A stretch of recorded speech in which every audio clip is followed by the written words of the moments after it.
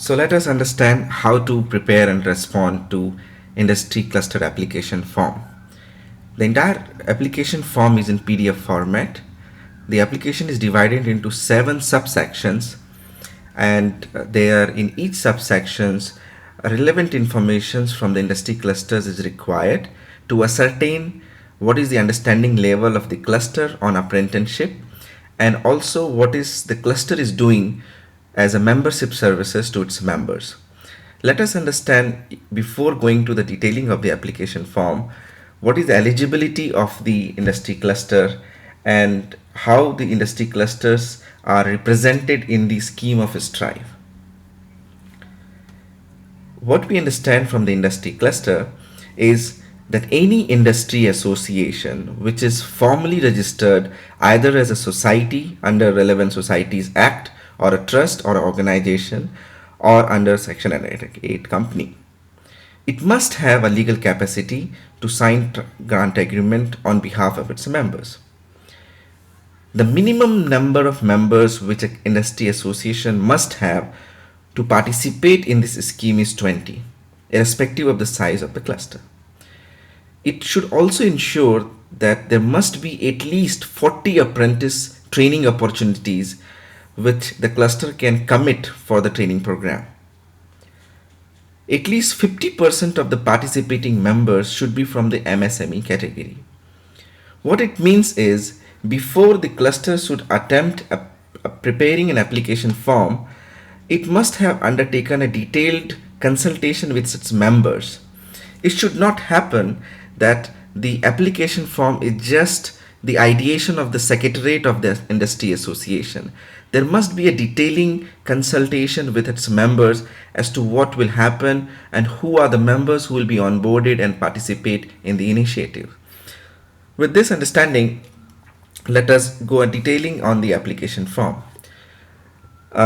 We will not spend much time on the questions which are self-explanatory in nature. So for an example, from A, B, C and D are very self-explanatory in the nature, where association has to provide basic details, including the name and the state and the address and the contact person who can be contacted for the further detailing.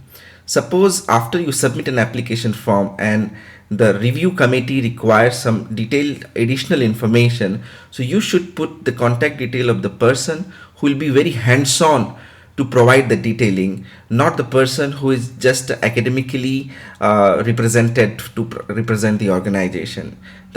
Any organization should definitely represent a resource person who has detailed information and who has prepared the application form on behalf of the cluster.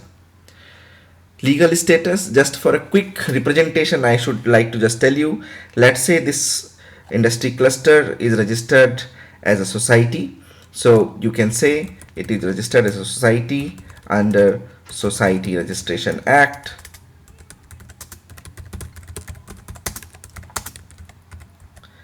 and registration number. So what we're trying to do is, your association should provide any detailing with specifics. You should not just say that association is registered as a society. You should say, if it is registered as a society, so what is the registration act through which it was registered and what is the registration number. And once the application form is completed, also make sure that whatever is important and you are submitting should also have a submission proof.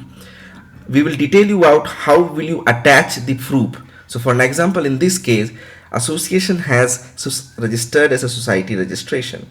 So what is the society registration document proof you have to submit, and how will you submit? We will detail out at the end of the application form. In question number G, here the association or cluster should tell how many members are employed at the association who are working on a full-time basis, and how many staff members working with the association on a part-time basis. Now this question is very important and essential to the entire application. As an association, you might be offering multiple services to your members. It could be legislation activities, or it could be any taxation drive or any activities. Here we wanted to understand what are the activities that an association is offering to its members related to the HR, or related to the skills development, or related to anything which is connected to the staff training or staff upgradation or a manpower planning. So here we have to ensure that the information provided is captured very diligently with the consultation of the members. For an example, what we understand from the manpower planning. What are the activities that the association stroke cluster has undertaken to estimate the right number and the competencies of people required by the members? What are the activities which the initiatives or the activities that the cluster has undertaken to review the current manpower resources and forecasting future requirements with their availability, and taking steps to ensure that the supply of people and skills are met? Here the association has to take and identify all the initiatives which they has undertaken in order to meet the demand of its members in terms of forecasting the demand of manpower which are required at its members, or any other revision of the activities. It could be estimating or projecting the number of personnel with the different skills required over a period of time, and detailing how and when the association would like to help its members to acquire the manpower. So this detailing should come here in this section.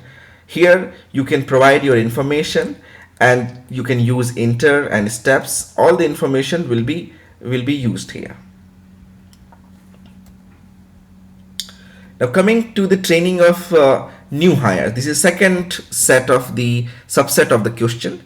Here what we are understanding is what is the cluster doing in order to provide training of new hires. For an example, what are the activities the initiate cluster has undertaken in terms of ensuring that when the member establishments are hiring any people, what the cluster is offering in order to do that. It could be association is conducting a training program or any orientation training programs which will be eventually absorbed by its members. It could be exposure activity or any demonstration of any activity or work or the performances which the new hirees of your members will be anyways required to perform.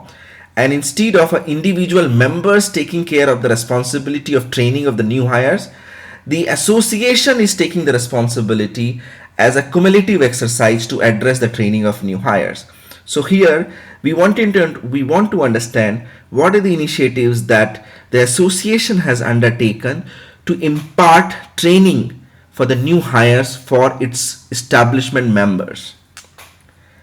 So here in the subset you will provide the information. Okay. Now the third subset of this question, what are the initiatives that an association stroke cluster is doing for the upgradation of existing staff of its members? All right, it could be any initiatives which the cluster has undertaken on reviewing and updating the knowledge and performance of existing employees of its members.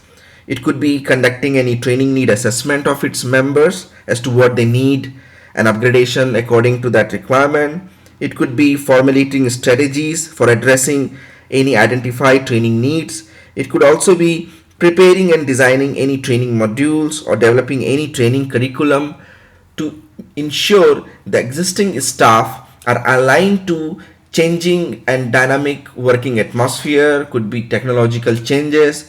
So what all the cluster is doing to ensure that the staff of its members are adequately upgraded. So this is what we wanted to know. If you understand from a broader picture, this three subset of the first question number H actually captures about manpower planning, training of new hires, and skill upgradation of existing staff. Now question number I. Within this question 1, this talks about what is the role that cluster is doing for the recruitment of a staff. The initial subsets were about manpower planning and other things. Now here we are progressing to a little more advanced stages.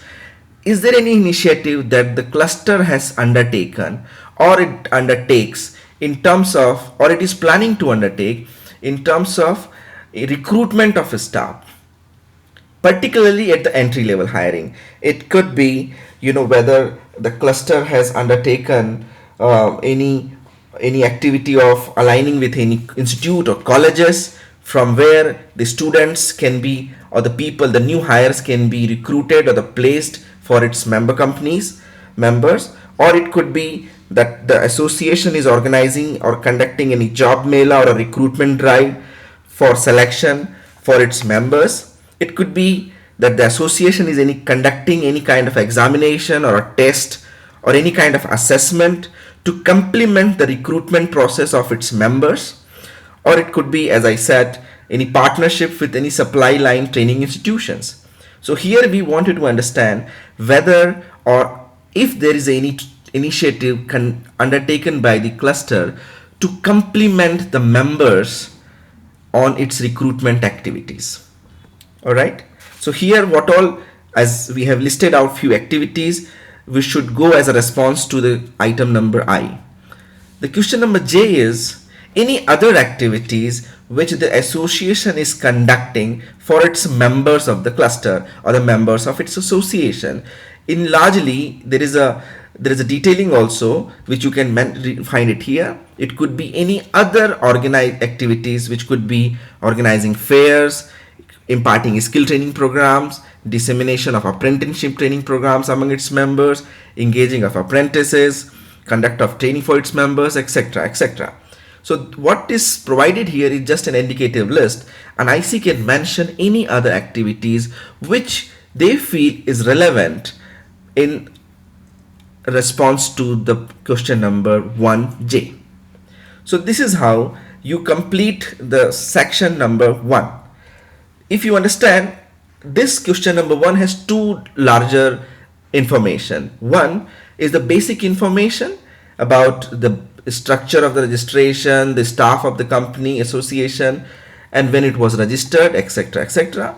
And the second piece, which is the most important, is to understand and ascertain whether the association or a cluster has any meaningful engagement with its members to deliver any activities on the manpower planning or delivering any recruitment help or assistance to its members. We wanted to understand the exposure level of an association to engage its members on other additional activities. These are the activities which are connected to the manpower planning or skill development, or activities which can be offered as umbrella services to its members.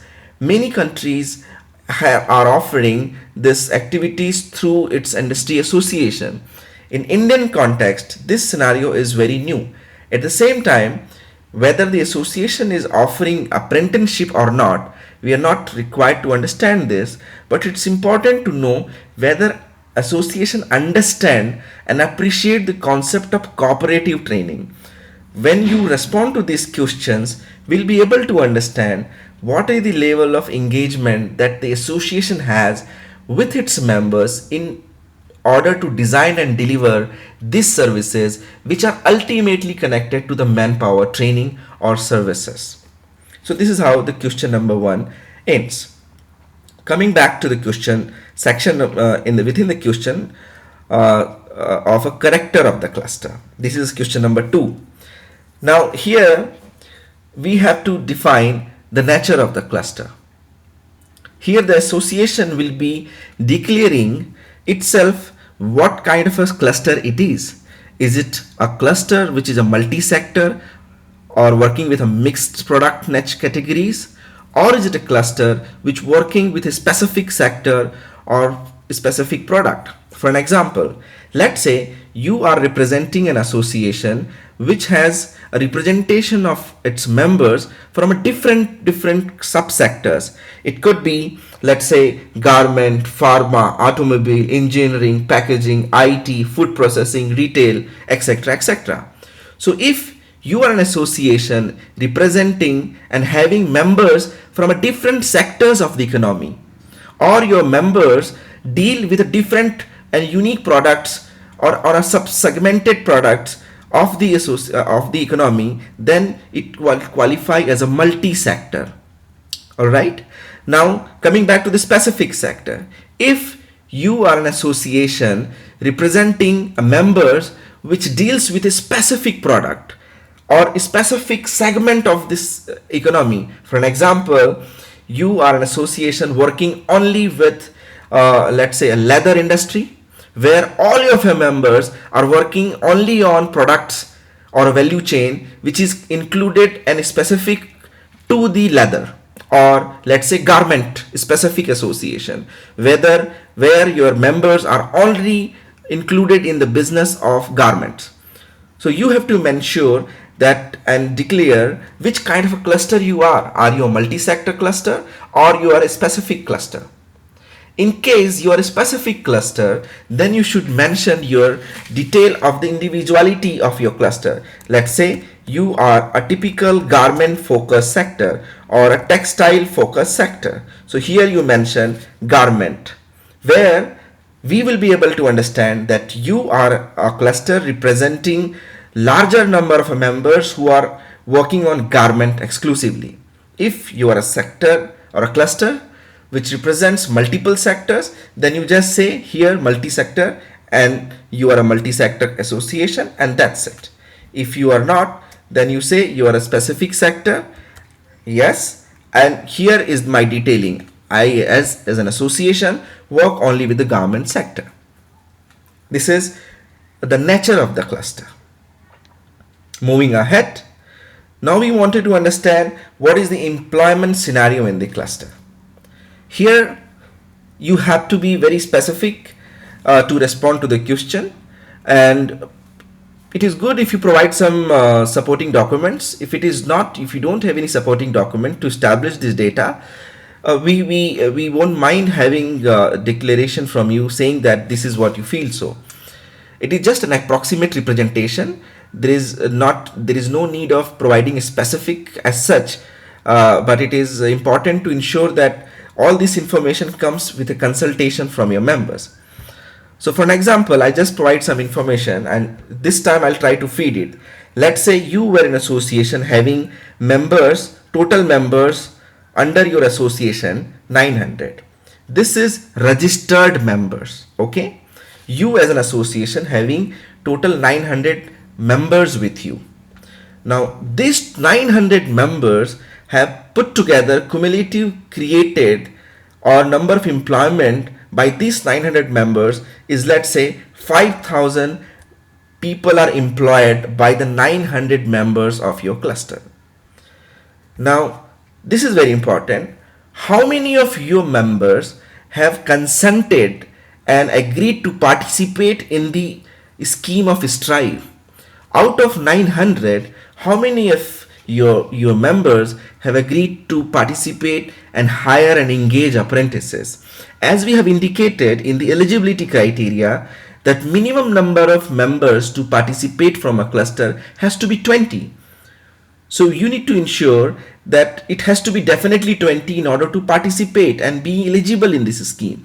Now, how many of, in this example, how many of the 900 which are total registered members are ready to participate and engage apprentices? Let's say you are saying that out of 900, at least about 100 members will join these initiatives and engage apprentices. This is just for an example. I am putting some data. Now, out of these 100 members, out of the total registered 900 members, how many of these 100 members who are agreed and are going to participate in the scheme of strive and going to engage apprentices, what is the total employment that these 100 members generate with them. So let's say these 100 members put together generate 800 employment. 800 number of people are employed by these 800 members who have agreed to participate. Now we need to understand the second point. Interestingly, here we are going to talk about what is the total. You have mentioned here that total number of employment by the overall registered member is 900 of your cluster, and out of this 900 total registered members creates the employment of 5,000 people in your cluster. Now what we wanted to know, that how many of these 5,000 people who were employed by the 900 members of your clusters, how many of these 5,000 are actually entry level new hires. So we wanted to know, out of the total representation of the people employed by the total registered members, in this case, here in this example, you are saying that there are 900 total registered members in the cluster. Total 900 members are registered. There are total 900 registered members of the association, which put together creates employment of 5,000. All right. Here what we are trying to understand, out of the 5,000 employment or the people who are employed by the 900 workers, how many of them are actually representing the entry level positions. Entry level means these are the people who are coming fresh without any prior work experience. So we wanted to know how many are the people out of the 5,000 who were employed in 2019, let's say, how many people out of these 5,000 are actually those people who are employed by your members who are fresh without any work experience. So let's say you say that out of 5,000 total employment generated in 2019, you had about 500 people who were employed by your members who were absolutely fresh. They did not have any prior work experience before joining as worker to your members. Okay. Now the third subsection of the question number 2, geographical concentration of the cluster. Here you as an association has to respond in either yes or no. If the response is yes, then you put yes. Why? If the response is no, then just respond as N. You need to ensure that you choose only one response. You cannot put both as a yes yes or a no no. You have to have either selection. So I'll just brief you out about what does it mean when we say whether your members of your association are located within specific defined geographical area, let's say any specific industrial zone or an industrial estate where all your registered members are concentrated within the geographical area, all right, or the members which are, or is it also a possibility that your registered members are not located within one defined geographical area and they are scattered and they are operating out of a different distances. All right, so in case your members are operating from one defined geographical area, they are concentratedly defined and operating out of a specific, very specific geographical concentration area, then you will say yes. So let's say your association was working, since we have taken example of a textile or a garment, so let's say your association where prominently more than 90% of your members or possibly even all members are operating out of a specific industrial estate. So this qualifies that this is a true answer. So you will say yes. All right. If it is no, then you will say you will select that no, my members are operating from a different geographical places and they need not to represent a specific geographical area. I cannot map, you as an association cannot map your members in one geographical area.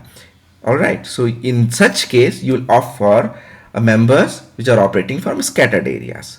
All these questions, if you look at from question number 1 and 2, since we have completed question number 1 and 2, these two questions broadly captures the basic nature, second, the initiatives that the cluster has taken on the manpower and recruitment, or what an association is doing as a membership service in order to deliver skills activities or manpower activities. And then we detailed on the nature or the character of the clusters, where we wanted to understand about the nature of the cluster, whether it's a multi-sector or sector specific, and then we wanted to know about what is the employment scenario in the cluster, and then the geographical nature of the cluster. Now going back a little bit, you need to ensure that the questions are interconnected. For an example, here we have talked about what are the initiatives or the activities which the cluster has undertaken for its members in the area of manpower planning, training of new hires, and the skill upgradation of existing staff. Now coming to the question number 3. Here we wanted to understand in that how are you delivering these solutions. In question number 1, where we asked about what are the initiatives that the cluster is undertaking. Now we wanted to know how it is offering those services to its members. The question number 1 was what. Here we wanted to know how. All right. So in the question number 1, we wanted to know about what are the initiatives. Here we were asking about what are the initiatives you are doing for your members in the area of manpower planning, training of new hires, or skill upgradation, or the recruitment of staff, etc., etc. Now in the question number 3, we are keen to know how are you doing it. Now let's detail this further. If you read the question number 3A, this asks a question in the response of either yes or no. All right. So you will not provide any detailed information. You will just say if you have it or you don't have it. Either you will say yes or no. All right. So what this question asks, whether the cluster has any dedicated training unit or a skill development cell to identify the training needs of its members. All right. So whether the association has a dedicated training unit or a skill development cell to do and undertake all these activities which we have mentioned here. So how are you going to deliver this? If you are delivering these activities to your members like manpower planning, training of new hires, or skill upgradation of existing staff, then how are you doing it? Do you have any training unit within the cluster? Do you have any skill development cell to deliver those services? So if you have, then say yes. If you don't have, then you say no. All right. Now here we want you to submit some supporting documents. You can submit those supporting documents separately. We will talk about that later once we complete the briefing on all the questions. Here the kind of a proof or the supplementary information which you can provide is like photographs of the training cell or skill development cell, any activities that these cells have undertaken, any report which the cell which the association has done through this training unit or skill development cell, any activities, any photographs or the reports which an association should attach to make us believe that yes, these activities have been delivered in past, and the association has the required credentials to ensure that these activities are undertaken, have been delivered. Okay.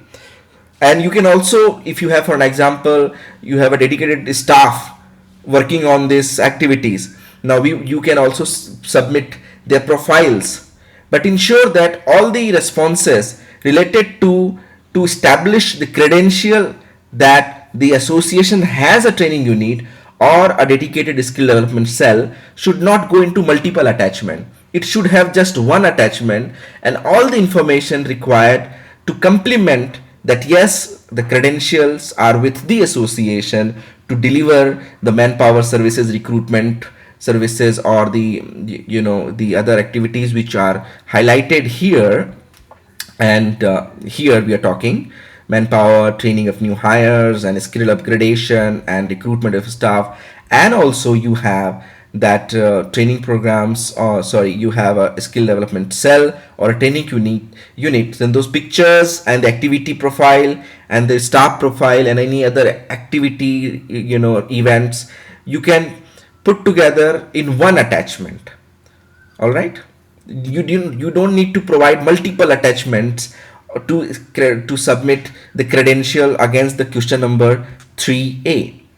Just one attachment. Within that attachment you may have multiple pages which may capture all the activities. We'll come to that information as I have said. Now question number 3B. Here we wanted to understand how many people of the association or the members of the association. We are talking particularly of the staff.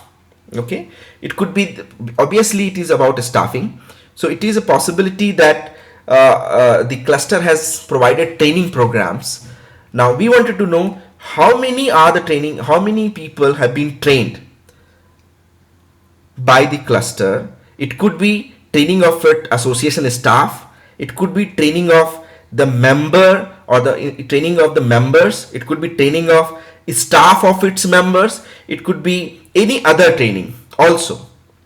It does not related, it need not to be related with only vocational subject. It could be on any specific activities where the cluster felt that the training is important for its members, staff of the members, or training is required for the staff of its association, or let's say proprietors or the firm owners of the clusters. So here we wanted to understand whether cluster or association has conducted any training program in the calendar year of 1920. And we have mentioned about what are the criteria. So you can mention about, let's say, for an example, I'm just saying association staff.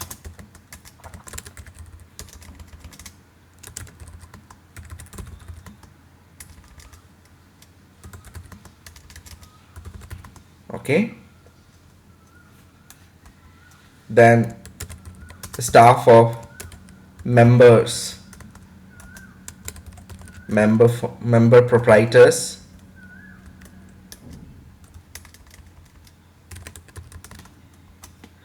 all right, any other training. So for an example, let's say you had organized a training program on GST for your members. So what was the title of training program? Okay, and how many people were trained in the calendar year of 1920? Let's say on GST you have trained this many people. On let's say on a fire safety, you have conducted a training program in the calendar year of 1920, and about, let's say, 500 staff members were trained. Like that, you will say on a quality control. Okay, I'm just giving an example. Quality control, a training program was conducted by the association and about 100 people were trained. So like this, you will say in the first section who were the people who were trained, the profile of people, let's say association of staff training, staff of members, member heads, any, so you have to provide the profile of the category who have been trained by the association, and then followed up by the title of the training and number of people who have been trained. Now for an example, on staff training, it could be advanced,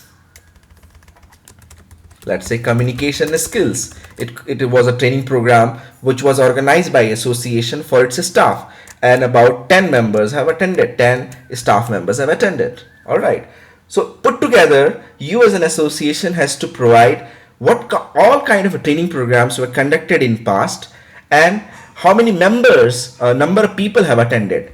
And at the last you will say total member trained, total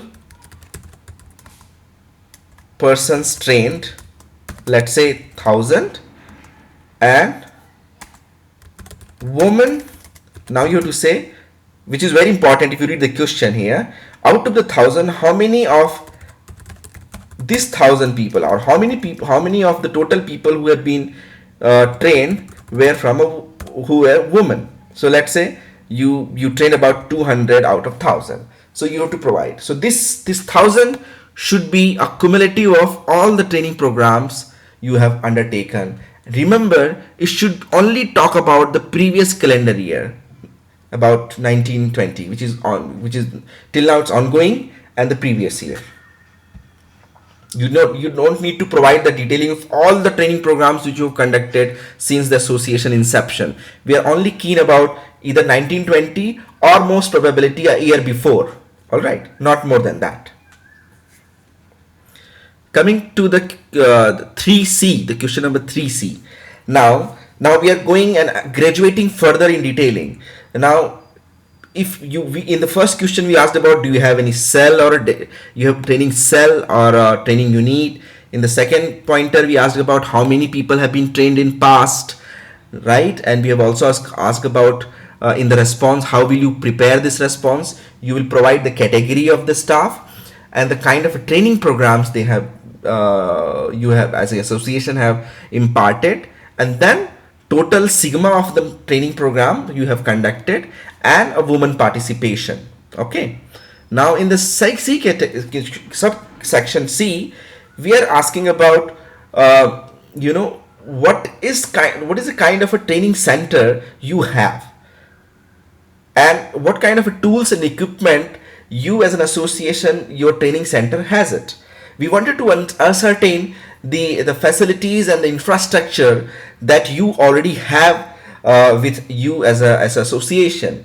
Kindly remember that the Strive scheme is not a asset building or a infrastructure development program. The Strive in a totality is all about capacity building initiative. We wanted to ensure whether the association or a cluster has the required capability to deliver apprenticeship training program as a membership service to its members. We don't really keen, or we wanted to don't talk about largely whether the association or cluster has the other activities in terms of infrastructure or not. Here you as an association will provide information about what all you have in your training infrastructure. Now here the responses will only be in yes or no, and the supporting document will capture the photographs of the tools or the center or a classroom. Here the response is expected only in yes or no. So for an example, I'll just detail out what do we mean. So since the cluster are represented by the member establishments who are actually business units, so it is not really important that the business units have a proper classroom, or if they don't have it.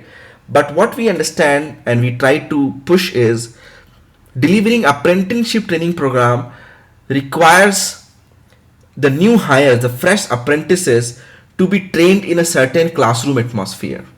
Okay, so whether the associates, which is we call it a basic training.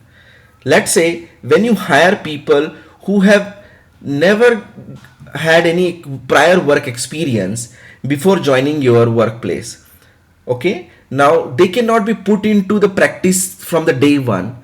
So you as a member, or you as an association, or you as a business provider or a company, you will always ensure that the new person who comes on a job, he is exposed on the basic principles of how to use a particular machine, and what will be the work system and how the work will be performed. So that activity is called a basic training. This we wanted to know, do you as an association have any infrastructure to impart basic training or not? Okay, now the classroom with a basic equipment. Here we are trying to understand, you as an association, do you have any classroom? Classroom means it could be any conference hall also. We also understand that many association might not have a complete dedicated classroom, but it might have a conference hall or a seminar hall which can be converted as a classroom, right? So if you have such conference hall or a seminar hall or any in a briefing room where certain number of people can sit and join for a discussion for a basic training, then it will qualify as a classroom with a no or a basic equipment. Okay, it doesn't require a typical specific infrastructure and heavy infrastructure, just a table and chair where people can sit together and get training on any subject. So this is a basic, just table and chair where people can sit together. So this is a classroom with a basic equipment. Okay, now depending upon the facilities you have, you progress and further divide it to intermediate equipment or an advanced equipment. Let's say you have a conference hall with LCD projector, which can also be used as a training hall. So you may qualify this as an intermediate equipment. Okay, so you will say I have an intermediate equipment. If you don't have any, if you just have a common normal seminar hall or just a meeting room, all right, where people can sit together and any training program can be organized. We are not saying about 100 people can be trained. We are talking about only 20-30 people can be trained. So if you have even a meeting room, a basic meeting room with a table chair, then you will say I have a classroom. So this will qualify as a basic classroom.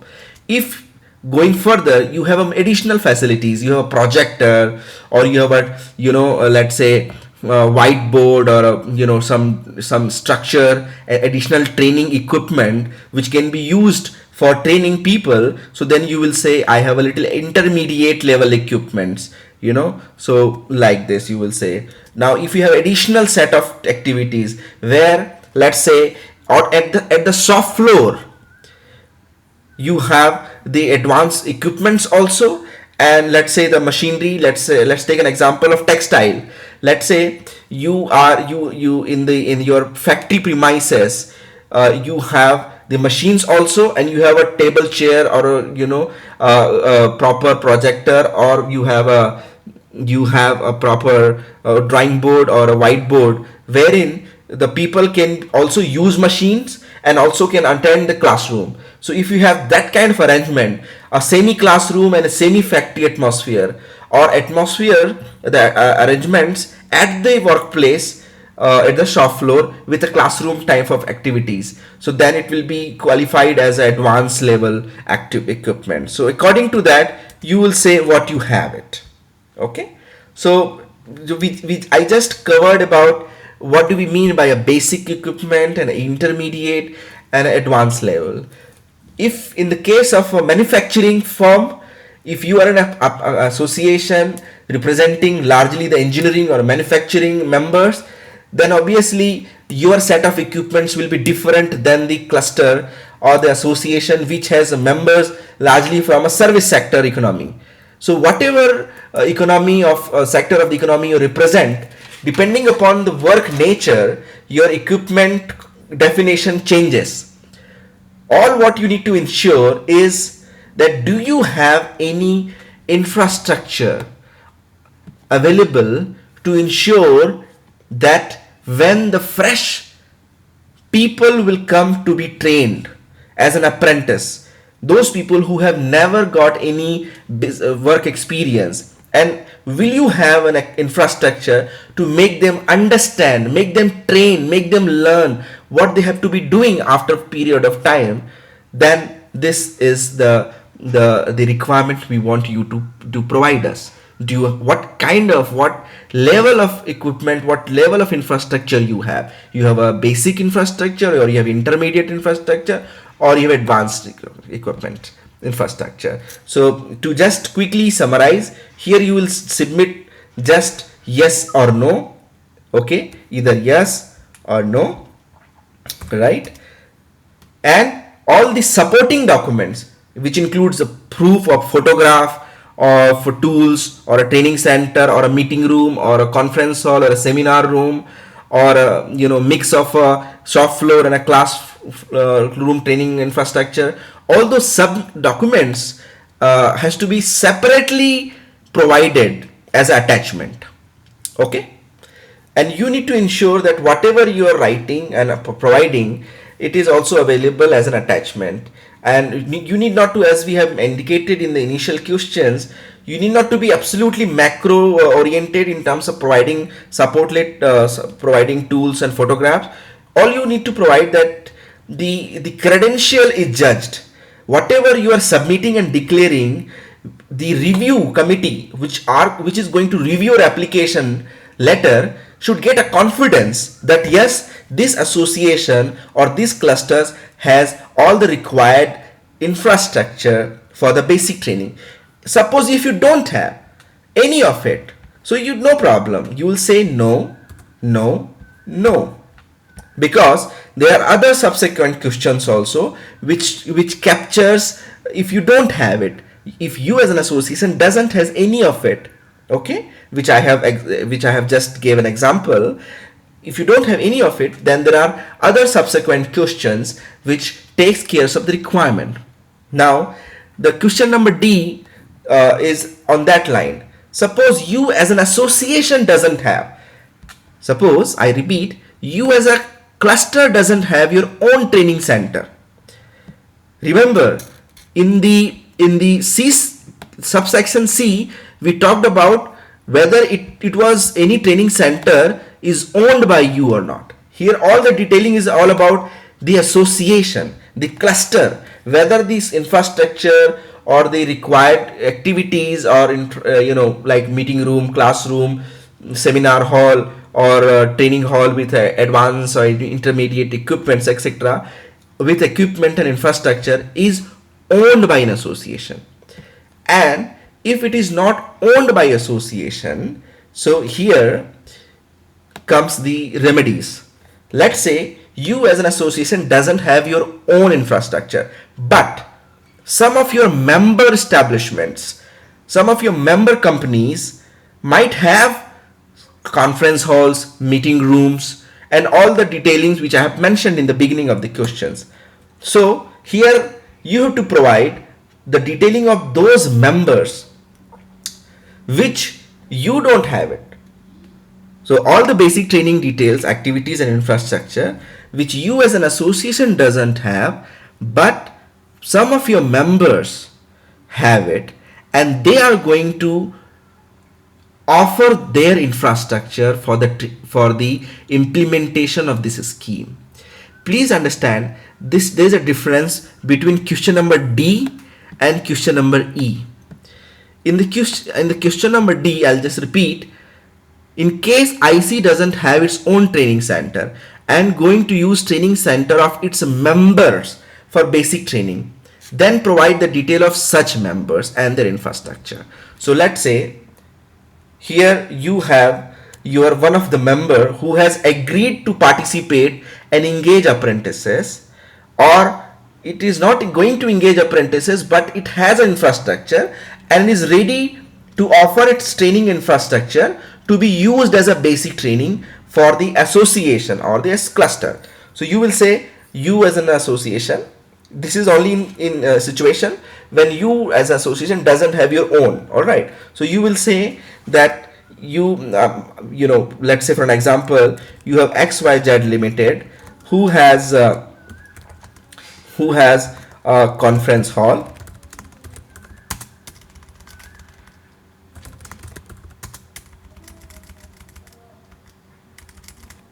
you have a proper training hall with a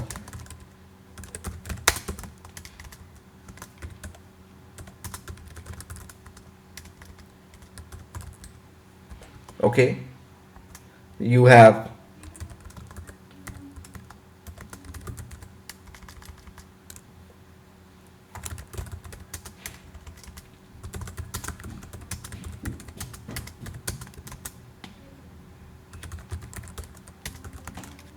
yeah. So here you are saying that you as an association doesn't have it, but some of your members have those infrastructure which can be used for basic training, and these are the members who have agreed to offer their infrastructure for the implementation time and the delivery of the activities for the basic training. So this is where you provide.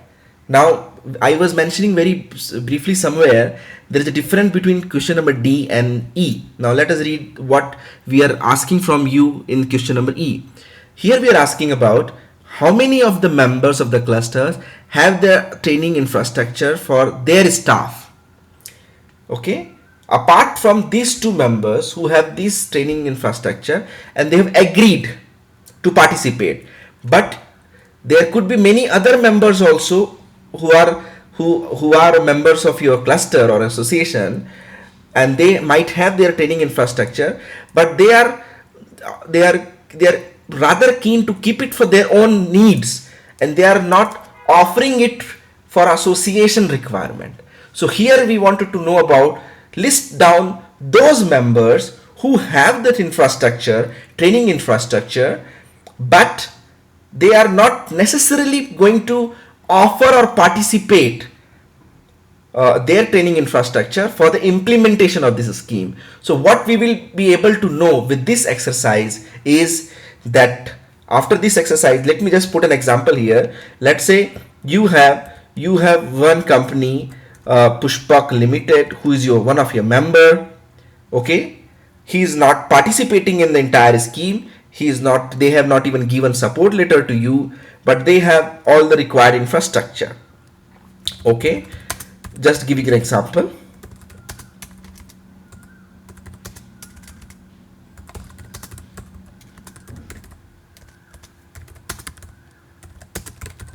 Okay, right? And but this, in this example, if you have understood, this particular member which we have taken, Pushpak Limited, he is one member of your association who has the infrastructure. He has their own training infrastructure, largely for the training staff, but not necessarily going to offer its infrastructure for this scheme of Strive. Whereas in question number D, we are asking about, list down those members who have agreed and also offered to participate in the implementation and also offering their training infrastructure for the training of a basic training for the new apprentices. This is the difference between these two. Okay. Now, if you look at the example of question number C, just to reiterate again, here we talked about the IC to the cluster to define if they have any training infrastructure which they own it. In the D section, we said, do they have any, if in case the cluster doesn't has their own training infrastructure, but their members have it, and those members who are keen and those who have agreed and offered to participate in the implementation. In the E item, we are saying they are members in your clusters with the required infrastructure, but they are not necessarily going to participate or offer their infrastructure. Okay, so this is how we differentiate. Apart from these three options, you as a cluster also has a flexibility to partner with any existing training institution as a basic training provider. So you as an association or a cluster also have a flexibility to partner with any existing ITI or any other training institutions to ensure that all the basic training requirement is undertaken by that institution. So you can also outsource this basic training program to a third party organization.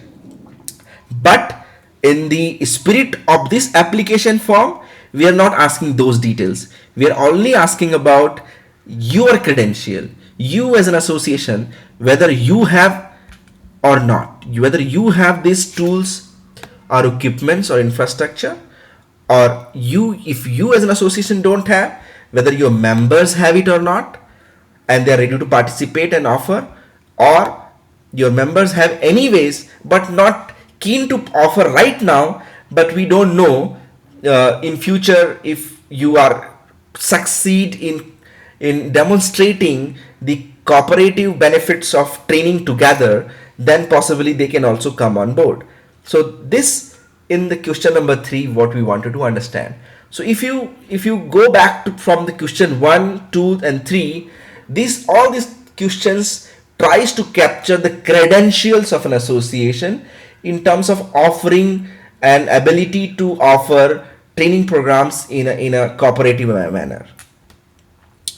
Now coming to the question number 4, and this question is a very important question, and this is largely essence of the entire application form. Here, this response to this question can never be attempted without a proper consultation. So we believe that and we propose and recommend that the association which are interested to participate in this strive scheme of industry apprenticeship initiative must have done a thorough consultation exercise with its members, because without consultation these answers can never be responded. So what we're trying to understand here is, if you have read the operational manual, the just to quickly give a recap of the operational manual and this question, and the rationale why we are asking is, according to the scheme, the industry clusters has to opt for a minimum 2 trades. Okay, now you might have seen here there is a trade name, job, occupation, etc mentioned. So the operational manual says that the minimum number of training programs, the minimum number of trades which association has to undertake to participate in this scheme is 2. Okay, so the association must recommend minimum number of 2 trades where the association wants to undertake apprentice training programs for its members. Now we would like to give a little time on what do we mean by trades, because we should not assume that you are familiar with the language of apprenticeship. So just to quickly give you a quick summary of what trades and apprenticeship language means is, let's say in the question number this, and you have to correlate, all questions are interrelated.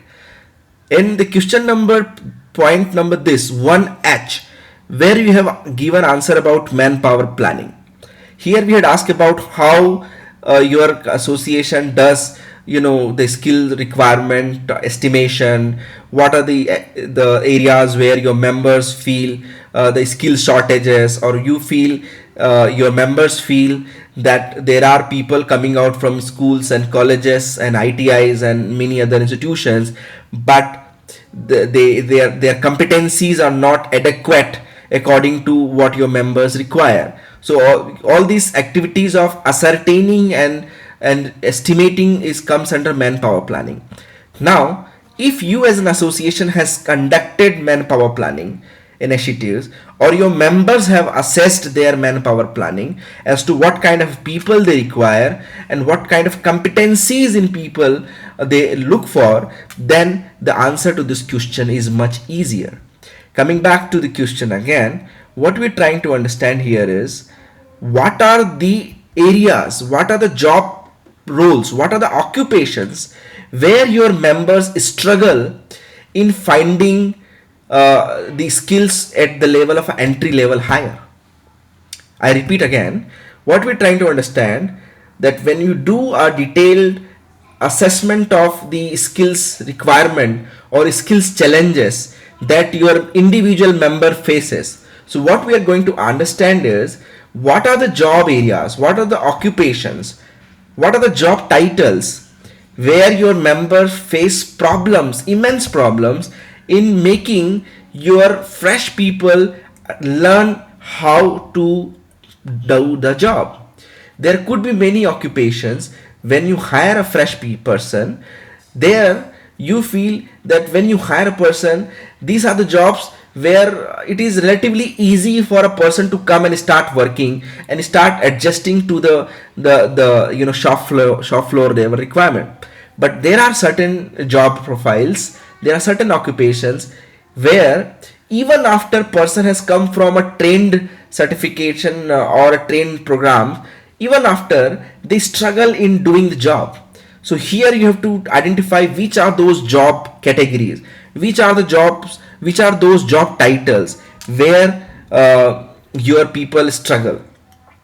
Because the more, once you have identified those job roles in consultation with your members, then out of those identified job titles or occupations, you will pick those trades or those profiles, job occupations, which you are going to shortlist for your apprentice engagement.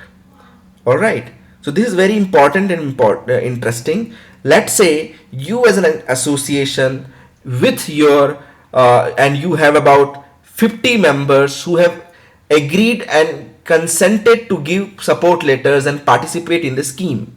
Now, before you submit this application form, you have to organize a consultation with your members and understand from them their pain points, which are the areas where they suffer and struggle a lot in making a fresh hire do a particular job.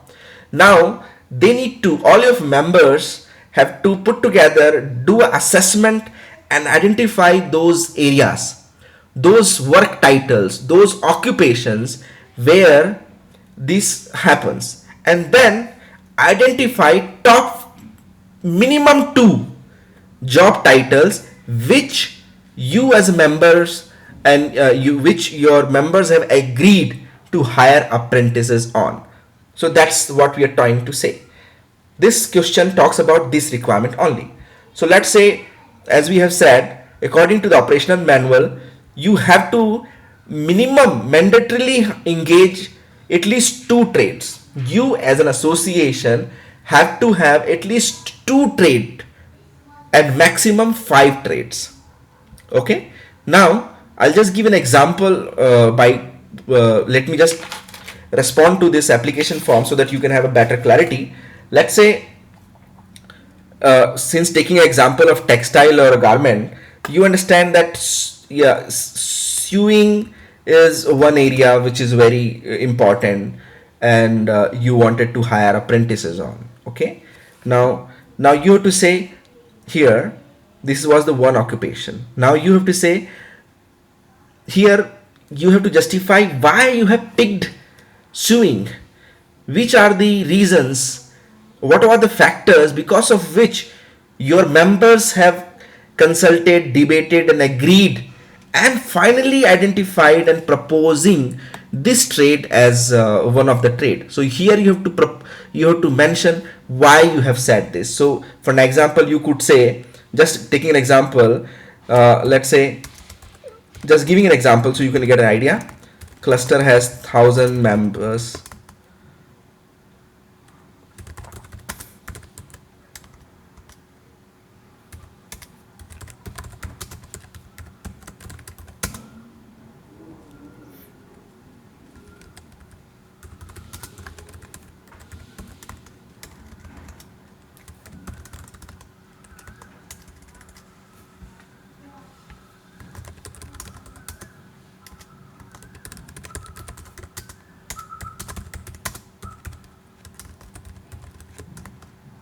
You could also say, when you consulted with your members, how did you derive that yes, many members say. So you can say that you conducted a consultation with your members, and based on the consultation you derived that this training is required. So members, the minutes can also be, minutes of the meeting can also be uploaded, right?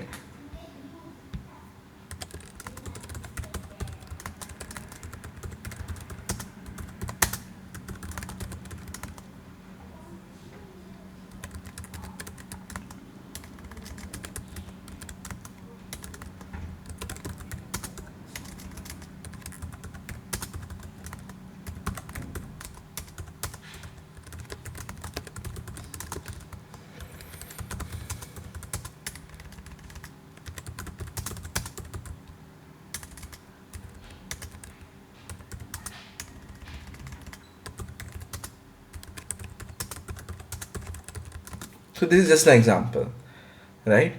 So here what we are trying to say is that you as an association in consultation with your members have identified, you consulted, done consultation exercise, and you can provide a minutes of that consultation exercise, where you will say that how many members who have the garment factories participated, and what did they say, what they highlighted, and then how did they come to the conclusion that yes, sewing is an important area where your cluster should be training apprentices on. So what we are very keen on knowing, how this particular trade was identified. This the column number 2 is a very very critical area. You cannot just pick and propose any trade out of a blue. You have to have some substantial base and foundation to tell and complement that this trade was proposed based on a following exercises. A particular trade was proposed as a conclusion of a detailed exercise. So we are keen on understanding that exercise what you have done. Please also note that this is at the very preliminary stage, and after submitting the IC application form, if you are selected and shortlisted, you will get additional time and another opportunity to prepare a detailed plan where these trades can be also reworked. So it is not necessarily that which trades which you are proposing will be taken up as a final implementation cycle, at the final implementation cycle. If you are selected and your application form and your credentials are well justified with your proposal, then you will be given, each selected cluster will be given additional time to prepare additional and detailed IAI proposal form. There you will get a detailed opportunity to conduct a need assessment exercise. So here what we are proposing and writing and as a trade is an intermediate level. It is not the final statement, but what we are important to capture here is, it is not just a sub statement. The trades which are proposed here should be coming as a conclusory of the assessment of your members, and you will always get an opportunity to fine tune this at a later stage if you are selected and finalized in the after this submission of the IC application. Now look at the column number 3. Now what we are trying to say, if this requirement of a sewing, if your members have felt the requirement of the people or the skills shortage was felt very deeply, and your members consulted, as you have mentioned in the column number 2, that there were a lot of issues and all of your members have agreed that you need this particular trade as a apprentice training program, then we wanted to know if there was understanding in, if the problem was there, then why the association through its members were not hiring engaging before.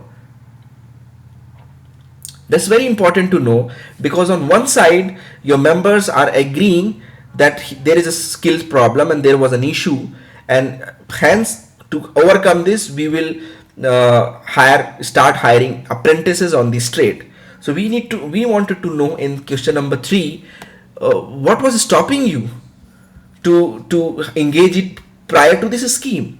So you have to highlight the reasons. So we will be able to understand there is because in this point there is acknowledgement coming clearly, coming out very clearly, that yes, the members have a requirement and there is a need of it to offer training program on this area, sewing area. Okay, now here you have to propose and provide detailing on if there was a need and the members has felt the need so badly, then what was the reason that they could not be converted in engaging apprentices. Okay, so why you could not do it. So here you will say possibly whatever the reasons. Just for an example, the members were not aware of how to to conduct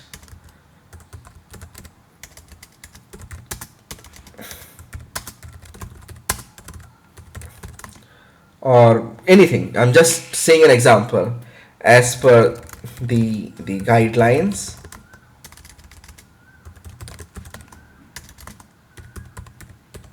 So it could be anything. So I'm just giving an example. Okay. Now let's say this.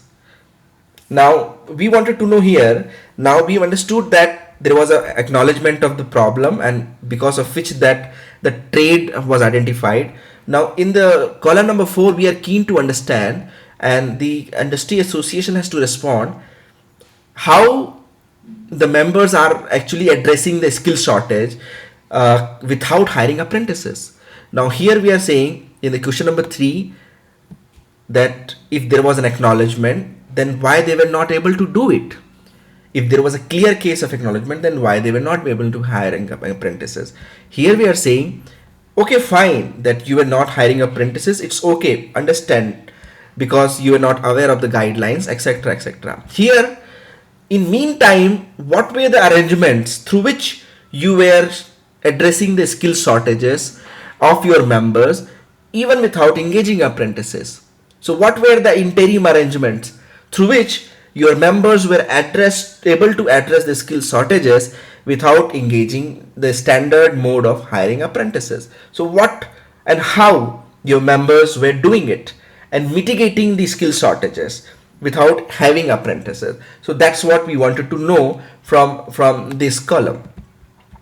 Now you for an example, there could be active areas that how you're doing it. So you are saying that how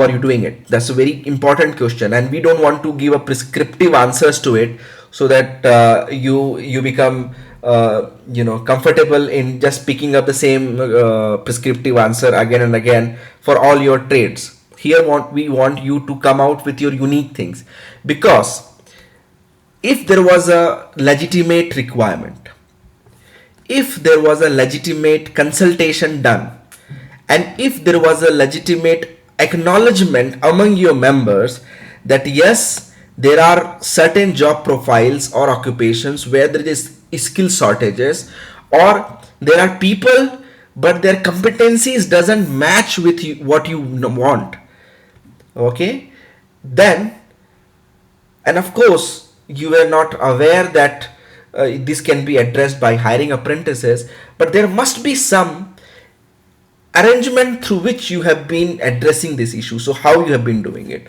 So here in this column you have to provide. So what were the arrangement, what were the, in a manner we can say, the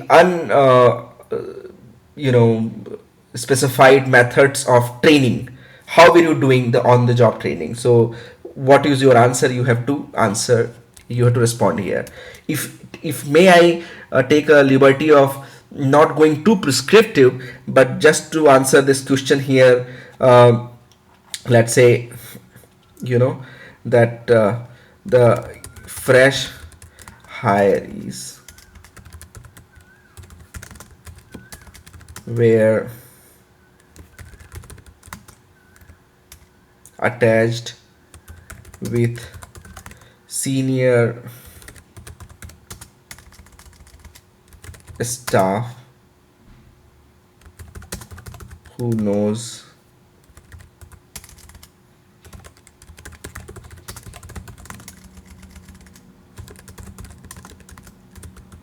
as helpers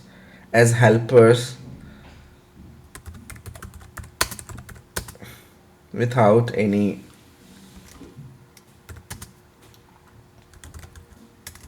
it could be without any guidelines or any proper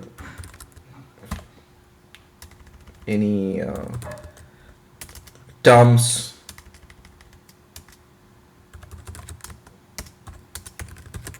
whatever. Okay, so whatever, we're just keen to know how as an association your members particularly were successful in addressing the shortages or of the competency mismatch even without hiring apprentices. So what we wanted to know about from this answer. So it is absolutely innovative and unique because the responses to these questions will be very unique, trade by trade and cluster by cluster. So we cannot be prescriptive here. So you have to be coming out with your own answers. Now the last column. Now knowing all the challenges and issues, right, and knowing very well that there is a need and demand and there is a very clear acknowledgement amongst the members that yes, there is a competency problems and your members suffers, where your people spend too much of time making your new recruits learn the job, instead of they start working and start contributing to your productivity. How you feel that this program, the grant through the industry apprenticeship initiative, can help you to mitigate all the challenges. So here we want you to know, okay, fine, there was challenges, there was issues, you are not aware, there could be some other reasons, but yes, somewhere in your consultation with your broad members, you have acknowledged that there is a requirement of it and there is a need of it. And now how you feel that II grant scheme can meet that requirement and can help you to do something which was earlier not possible. So here you have to provide those information. Okay, in this column you have to provide. So you could say that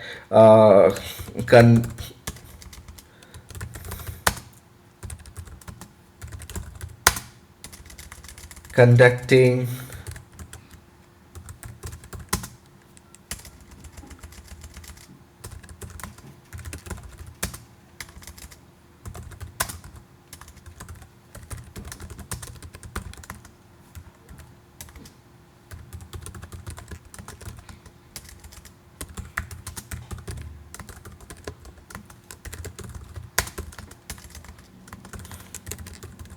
so we don't know. Okay,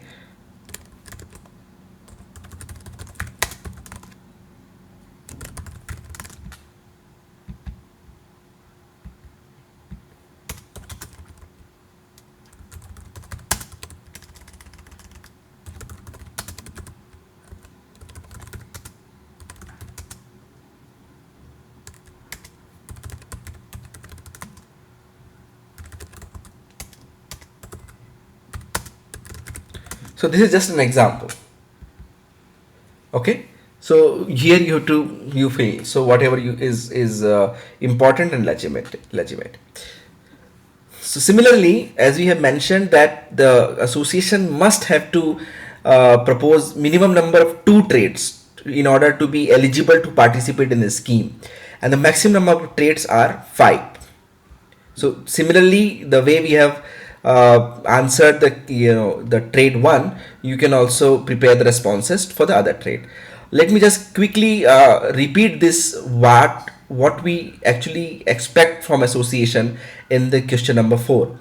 Please remember the question number 4 is a very important and a heart to the entire application.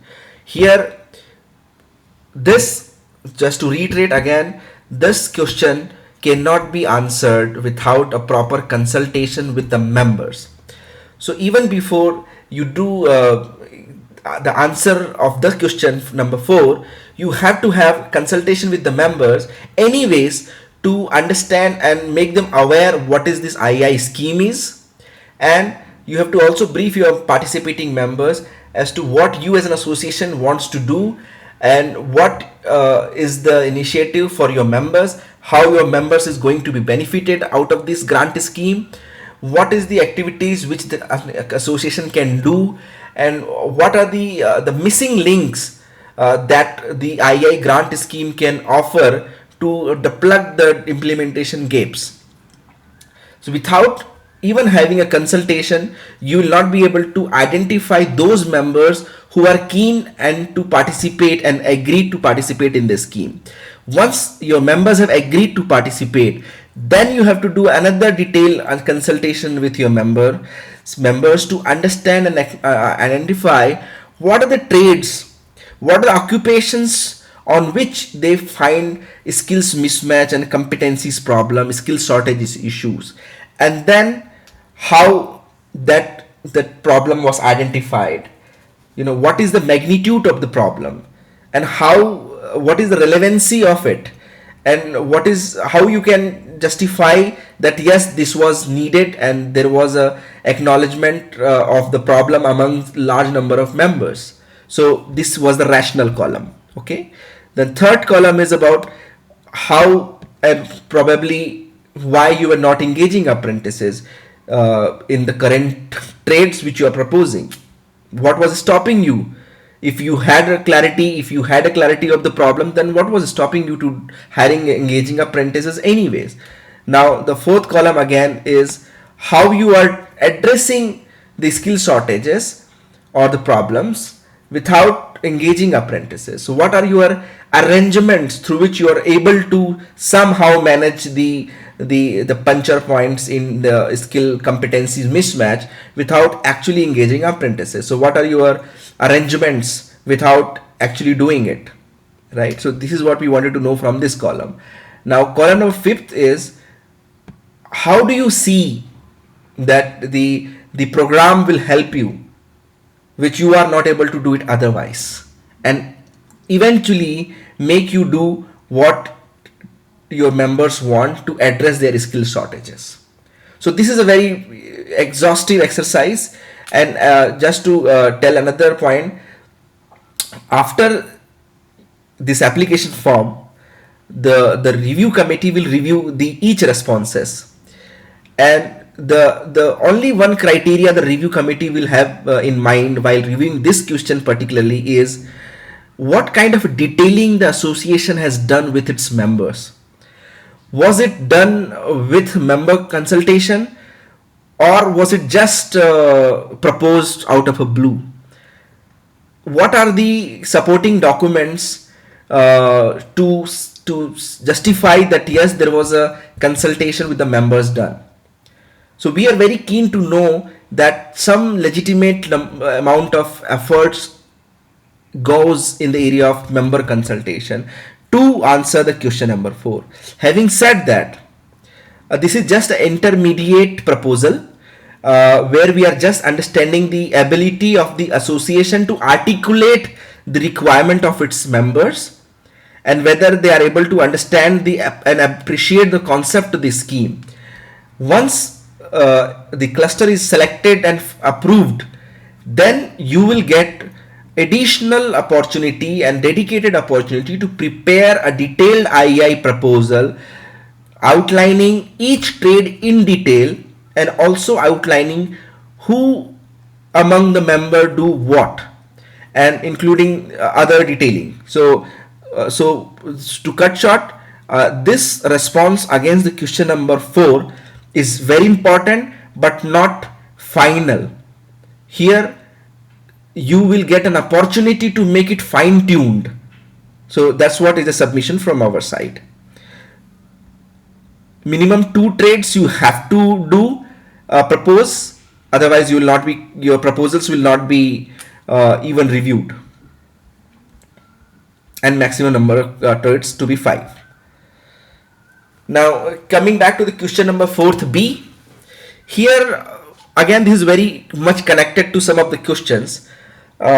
According to the Apprenticeship Act, the placement of the apprentices who are trained by the firms or the establishment is not mandatory.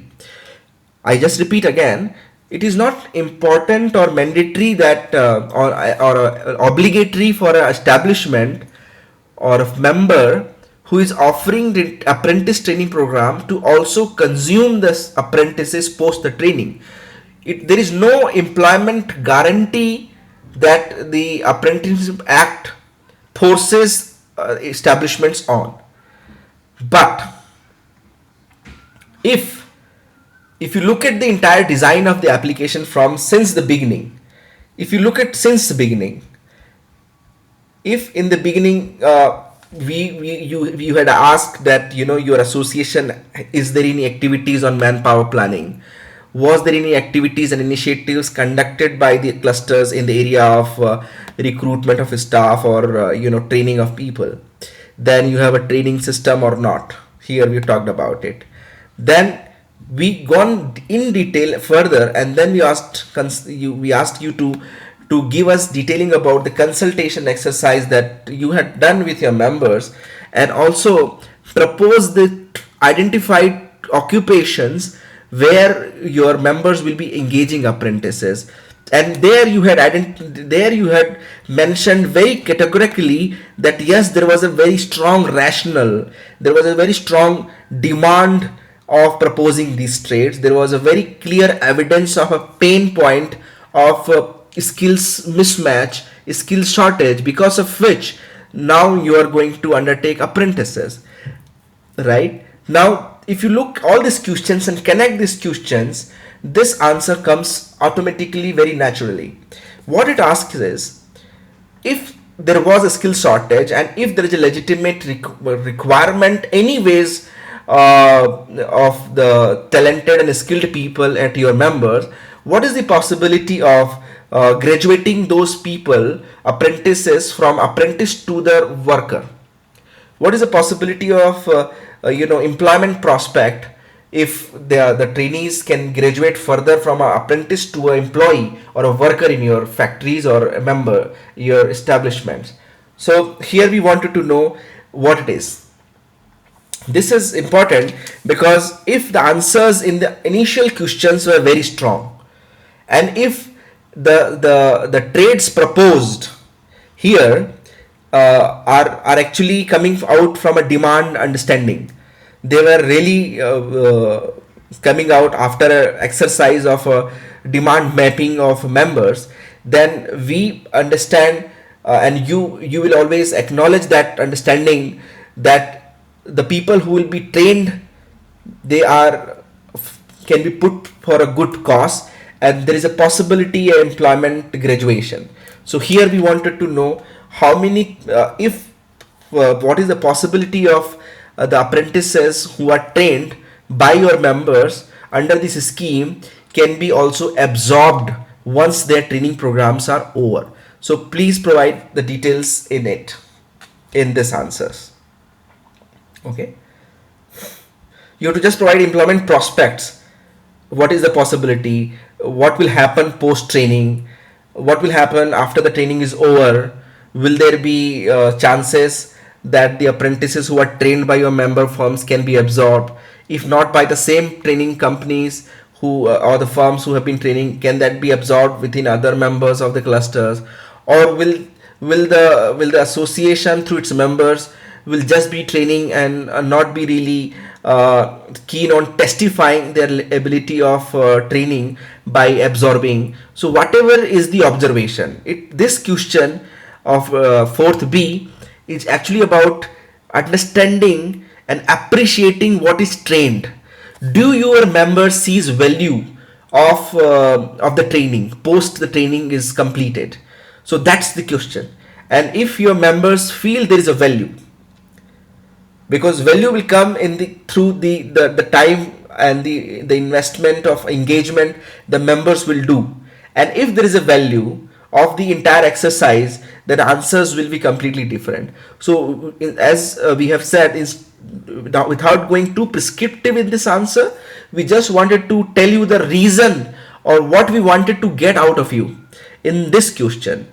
So as we have said, and I'll just repeat it again, the idea of this question is to understand whether the members of association or cluster which is going to train apprentices on, do they see any value of from the training, whether they can place or graduate their the apprentices into post the training.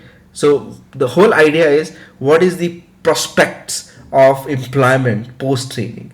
What is the value that you as a members can give it to apprentices once the trainings are over? So that's the question number 2B, 4th B. Now, question number 4th C is even important. Again, if you look at all the questions of this IC application form, This is nowhere we are talking, we are not taking anywhere any specific commitment from you, except the number of members who are going to participate. All right, we have never not asked you how many people you will train. It is good uh, if you put it, because when you do a very legitimate and detailed consultation with your members, you will be able to pinpoint and even be able to identify and project some number of apprentices which your members will put together, will engage as a result of submitting this exercise. However, you will get additional dedicated time to prepare detailed timeline and a detailed numbers projection as once you are selected in the IC application form. But what is important here is that let's say you are an association with 1,000 members. Coming back to take an example, let me just read it before I take an example. What this says is, what are the plans of impacting non-participating members? Those members who have not consented to participate in the implementation. So how you as an association want to impact those members who are not currently participating, or those who have not currently given support letters to you, but eventually is it possible, can you impact them? So we wanted to understand your ability of extending your outreach among the members who are not presently being hit, but in future possibly you may want to hit them, impact them. Now going back to the application so that I can explain this question better. Yeah, here somewhere here we have provided you have provided information that you as an association have about total 900 registered members. Out of the total 900 members, somewhere you said, just an example, that out of 900 members, only 100 members have agreed to participate in this scheme. Okay, that means 800 members are not participating. Now we wanted to know that those 800 registered members which are not participating, what you as a cluster, you as an association have in mind to impact them on area of apprenticeship. Currently they are not participating, but how you are going to impact them in the area of apprenticeship. So we wanted to know more from you. As the eligibility guidelines say, the minimum number of any association has to have minimum 20 members to participate in the scheme.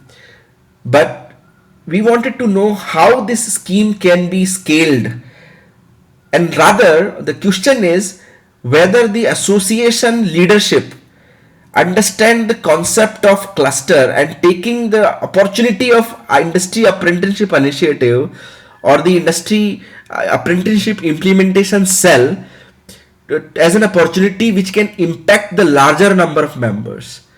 So how does that say? How does the industry association leadership sees this project as an opportunity? Does the leadership sees this project just as a project to be within the implementation boundaries and do what the eligibility guideline says, or does the leadership of association or a cluster sees a value out of this project which can probably give a flip on apprenticeship, or rather membership services in the area of skill development or addressing the competency mismatch? So we wanted to hear from the association what are they thinking, what are their ideas and principle of thinking on these lines. This response will help us understand the ability of the association to think beyond the implementation guidelines, whether the association sees this project just as a scheme, or the leadership of the association sees this project as an opportunity to help its members, and there is a serious interest out of the leadership in the subject of apprenticeship. So here that's the idea of the question number 4C, what are the plans of impacting non-participating members? What are the activities the cluster has in mind to impact those members who have not currently given the support letters, but in future how an association wants to impact them? Again, impact in the area of apprenticeship. It is important for me to highlight another important area, because until you should see the apprenticeship from a macro picture. The Apprenticeship Act also says that any establishment which has less than six workers or more than six workers are mandatorily to hire apprentices. So you as an association would be having anyways many member who qualifies to hire apprentices as per the Apprentice Act. Under IAI, Industry Apprenticeship Initiative, there may be a possibility that selected members have given support letters while the larger number of members are not participating. We are also not even dictating these guidelines. Even the guidelines of the strive says that minimum number of members to participate in the cluster should be 20. So do you as a cluster sees this project as an opportunity to create an implementation system to reach out to those members who can be in future be impacted?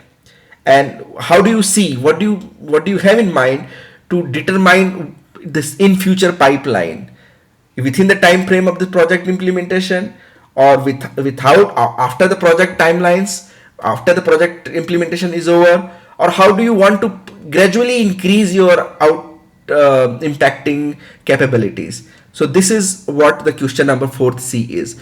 So in a quick nutshell, this question will test the thought leadership of an association. This question tests the thought leadership of the clusters as to what value they see out of this project, to take apprenticeship to a complete different tangent by creating an institutional arrangement. And this question is very creative and open-ended, so you whatever you feel like in terms of any answer which is relevant to the question, we would appreciate this. Another point we would like to highlight here is the review committee will have a different weightage point for different questions. So questions which actually helps understand the credential and intention and capacity and ability to deliver will be judged differently. So this question is also one of the pointer which will help us to understand the thought leadership of the organization. Going to another set of questions. All right, the scheme is about for a 3-year scheme, wherein a maximum grant amount of 1 crore of rupees can be given to industry cluster to engage apprentices. We wanted to know the sustainability prospect of continuing the apprenticeship implementation cell after this project. So as you are aware and you have reviewed and detailed understanding of operation and manual, wherein the objectives of the scheme and the functions of the scheme are detailed out, you must have identified and read about that the grant of 1 crore rupees for each cluster is also aimed to create a apprenticeship implementation cell. So out of the grant scheme, this cell will be created or established by association or the cluster at the cluster level. Now, during the scheme of implementation, you had examply, you will tell us about what will you do, and of course the trades which the association will be engaging apprentices on, and of course you will get a detailed application IEI plan to prepare for. But at this level of submission, we wanted to know the thought leadership from the association or the cluster, how will you make it sustainable? What are the ideas that association, the cluster has to make it sustainable post, to make the apprenticeship implementation cells run even after the project is over? So we wanted to know your thoughts on this area. So responses, how do you plan to do it? How do you want to make sure that the project is still works, the cell still continues, the apprenticeship needs are still addressed by the secretariat of the association or the cluster? With the project, there is a provision of setting up a cell through which the cluster can hire resources, depute people who will do dedicatedly arrange and coordinate the apprenticeship initiative. However, once the project is over, how will that secretariat, how will that apprenticeship implementation cell, which was established using the grant amount, will be continued? So here we want to know your leadership thoughts on this question. Now here is the question number 5. This is incomplete numbers, and we would want the association to a cluster to provide the nearest approximate detail which is possible. Now the questions are self-explanatory, but I'll try to just read them out and try to spill out if there is any loss in translation. Total member industries in the cluster, you had somewhere highlighted in the question number 1, but again in the for the flow for the data required, we are asking it again here. What are the total registered members in the cluster? Okay, here we are saying about that. Now, number of MSME in the overall member of the cluster. Let's say you had about 5,000 total registered members in the clusters. Out of the 5,000, according to the guidelines of Ministry of SME, how many are the establishment, how many are the members who qualifies as MSME? So let's take an example that you are, you are in a cluster represented largely by MSMEs. So let's say dominated by MSMEs actually. So out of 5,000 total registered members, 4,000 members are from MSMEs. Now, how many members who have agreed to participate in and engage apprentices in the implementation?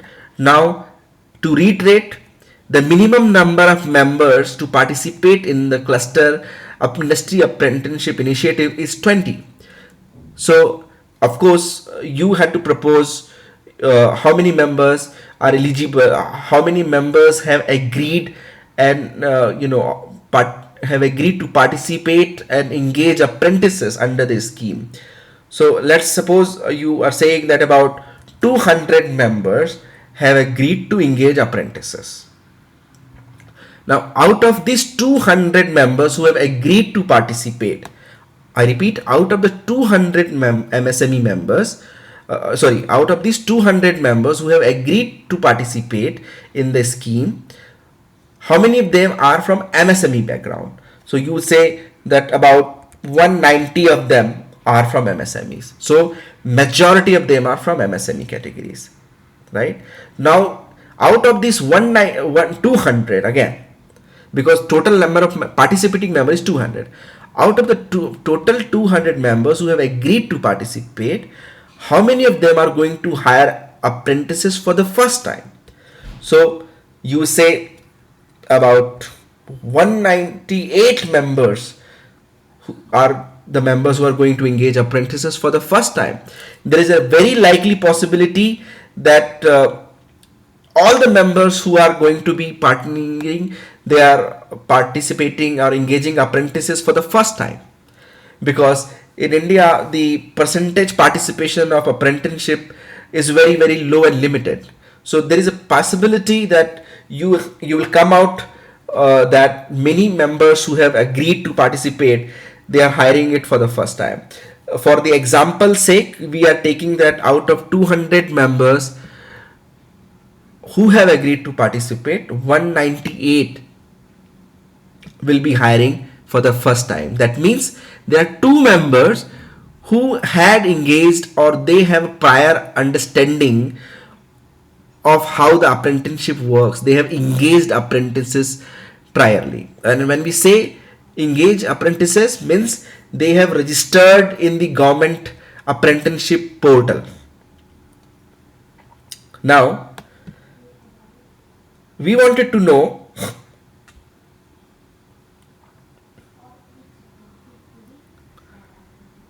out of the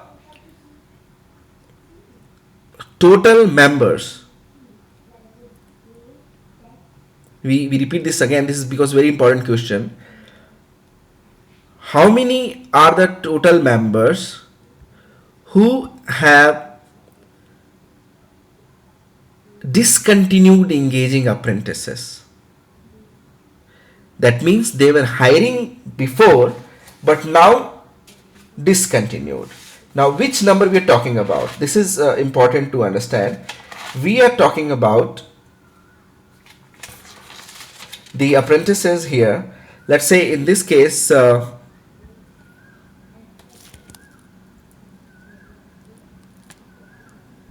yeah. So here we are talking about number of members who have discontinued engaging apprentices earlier and now stopped engaging. Now, whom are we talking about? The baseline is the people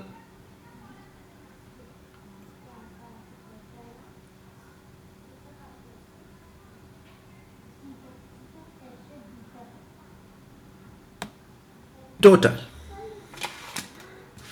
So here we are asking is how many members, because you had suggested that out of overall registered members in the cluster is 5,000, right? Out of this total 5,000 members, how many are the members who were engaging apprentices earlier and now they stopped engaging apprentices from the past 2 years? So we wanted to know how many of them, of the total members. This is about of the total members. So please understand, here is this question 5, 6. This row is about how many members of the total registered members who were engaging apprentices before but now discontinued from last 2 years.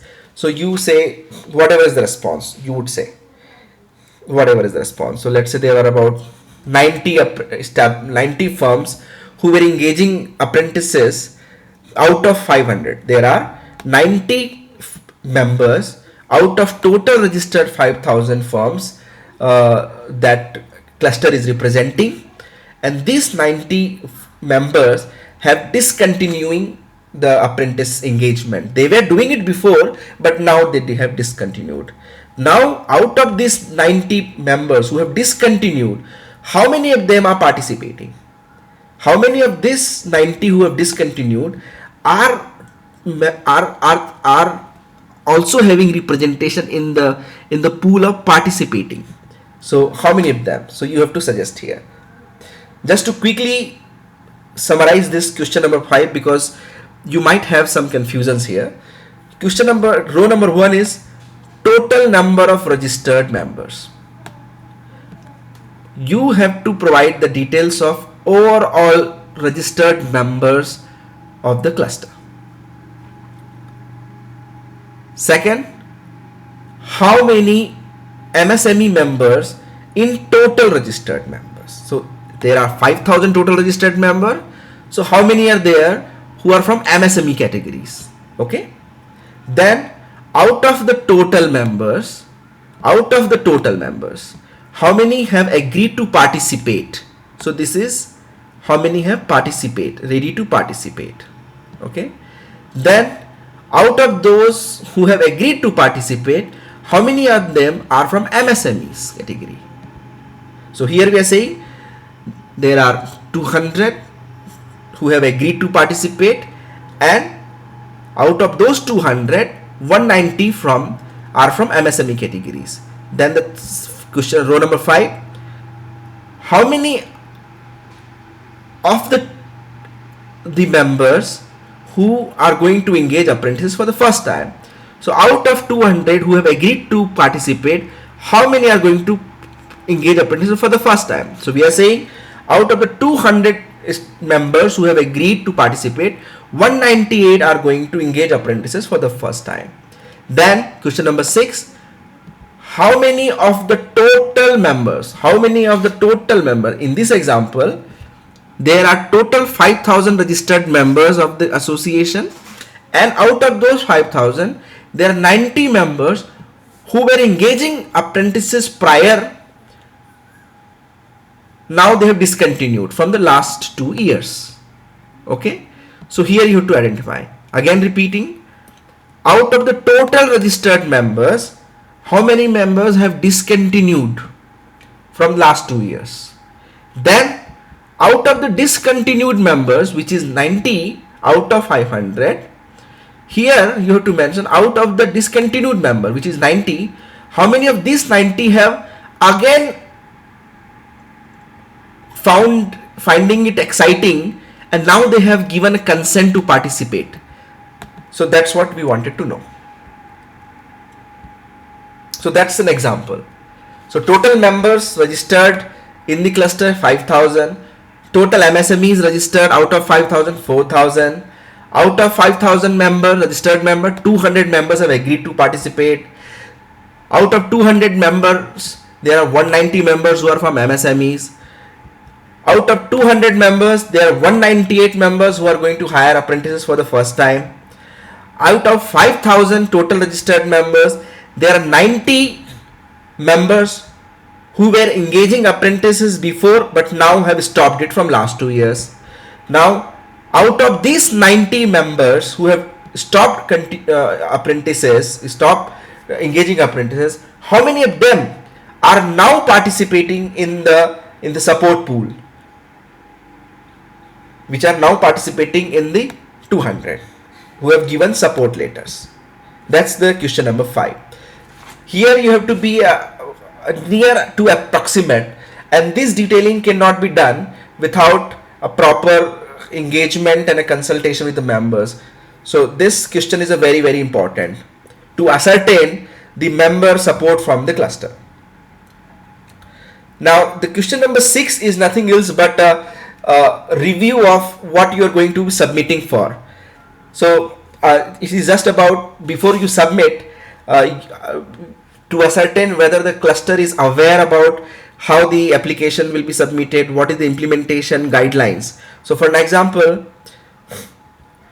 we have said that each organization, each members who is going to participate and agree to participate and engage apprentice, you have to provide a support letter. Minimum number of members to participate in the scheme is 20. So association has to ensure that those members who have agreed to participate in the scheme must provide a supporting letter in their letterheads. There is a format there is a standard format in which that this template has to be provided, the support letter has to be provided. Now taking an example of the previous question, here there are 5,000 members overall registered with the association, out of which 200 members have agreed to participate. That means here you have to provide the support letters of the 200 members who have agreed. Kindly remember, the minimum number of members to participate in the scheme is 20 per cluster. Whosoever, and there is and if you go to the review and the evaluation metrics on basis which each application format applications will be reviewed, as you will find that the number of firms, number of members per cluster have a very high wattage. So we would, there is a minimum eligibility of per cluster 20 members.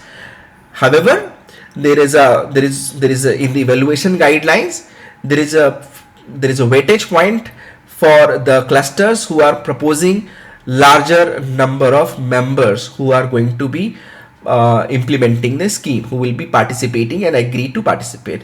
Having said that, if you read the operational manual, there are certain relaxation to some states, considering their geography and the nature of the businesses.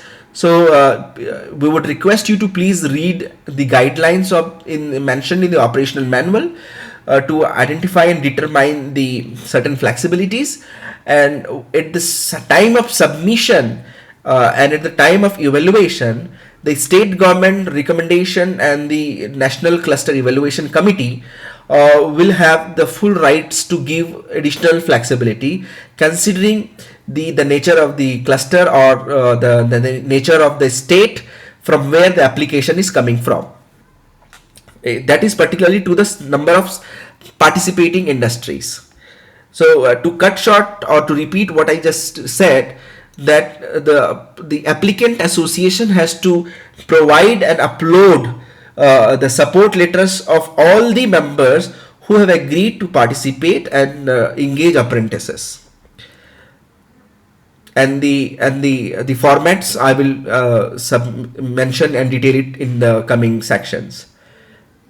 Now, according to the Apprenticeship Act, each apprentices who are going to be trained and who will be undergoing apprentice training program, there is a provision to pay a stipend. So we hope that each members who are going to engage apprentices, they are aware that they have to pay applicable monthly stipend fees.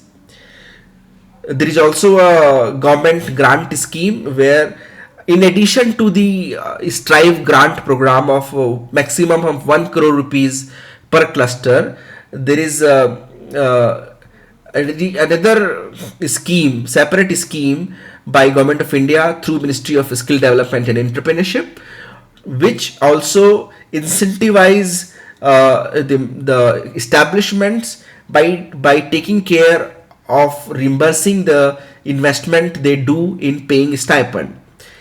Please note that strive grant amount cannot be used for paying stipend. That's an ineligible expenditure. You can members of the cluster can definitely encouraged to avail the benefits of a separate scheme from the ministry to avail the stipend relaxations. However, the strive grant cannot be used for stipend. So to reiterate the fact that the association, the applicant association and the members who have agreed to participate, they must know that they will pay applicable monthly stipends to the trainees during duration. Second, they will make workplace available for the apprentice during the training, and they will allow the staff members to train apprentices as per the standard guidelines. And of course, they will provide access. Your members have declare and agree to provide access to equipment and machines and the workplace for the training of apprentices. Here, any no will lead to disqualification of the application. We also want you to understand that whether you are understanding the basic guidelines and nature of the apprenticeship scheme. So here it is more of a basic checklist before the application is submitted, and the last acknowledgement that the members of the firm cluster and the cluster leadership is aware about the scheme guidelines. So here the member and cluster understands that the members has to pay monthly stipend fees. The members will provide necessary workplace available for the training. The members also understand that they will ensure the disposability of their staff to train the apprentices, and of course they will provide, the members will ensure the access, the cluster will ensure that its members ensure access and provide access to equipment and machines for the training. So these are the 4 points which cluster has to ensure and commit that its members will do on cluster's behalf. This is the larger acknowledgement. And apart from this, there is another Excel sheet. This PDF form is one application form which you have to submit, and then there is an Excel sheet which captures detail on the total, the members. The Excel sheet captures the members who have given support letters in detail. So I'll just quickly tell you about the support letter format first, and then we go to the Excel format. So just to quickly resubmit the facts which I have been talking, is that the PDF form is one application which we have to submit to the support letters of the applicants. Okay. Third is the Excel format which is called support from IC. Apart from this, there are many questions where you have found supporting documents. Where how will you submit this? I will also come after this pointer. So this is how the application form is over, and this is how the 7-section application form is finished. Now coming to the support letter format. Here is the support letter format. If you can see that each member of your cluster who have agreed to participate, given the example I have said that each member have to provide their letterhead, this letter of support in their letterhead. You can replace the yellow section by the name of the association which is actually submitting the cluster application. It should bear the name of the representative authority who is signing the support letter on behalf of its members, company seal, dates, etc. Okay. Now what you can do, as we have said that minimum number of member for submitting an application per cluster is 20. That means each association have to have minimum 20 member, then only they'll be eligible to participate. And we have also highlighted that the higher the number of members against the total registered members, there will be a better evaluation weightage. So what you need to ensure that each support letters are merged in one PDF file. So let's say there are 200 members, as we have taken in that previous example. All the 200 individual support letters is merged in one PDF file and can be uploaded along with this PDF application form. Now there is no need of attaching 200 individual support letters. You can have one dedicated PDF file which has all the support letters in it, and then you can submit it as a one file calling it support letter. Okay. Now showing you the third important application format is a support IC Excel sheet. Here it is. It is a simple Excel sheet. Here what you have to provide is, let's say you have total member, how many total members you had. You have to provide the name of the enterprise, name of the member. Let's say XYZ Limited has become your is your member and has agreed to hire apprentices in this scheme.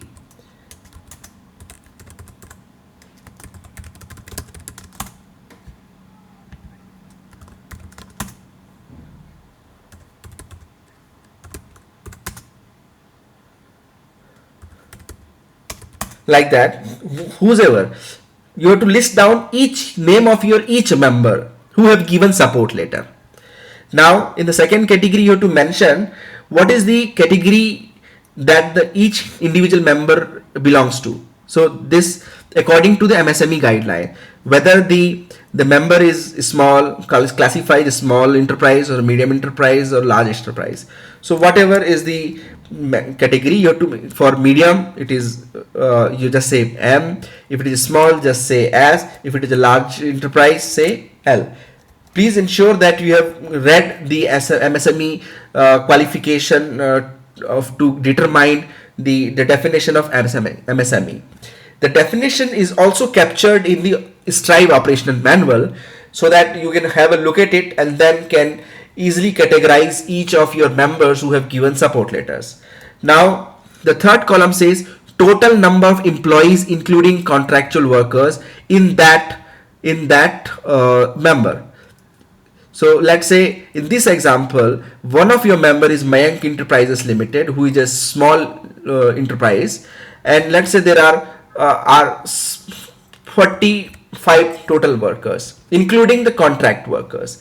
Then you have to say whether this firm, Mayank Enterprise Limited, was engaging apprentices or not. If it was engaging, then you proceed for the other items in the row number 5, 6, 7, 5. Otherwise you can, if the member was not engaging apprentices, you can simply jump onto the column number 6. Now let's take in this example, this Pushpak Limited was a larger enterprise and has about 1,000 workers.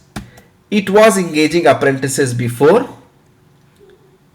In fact, it is engaging apprentices currently also.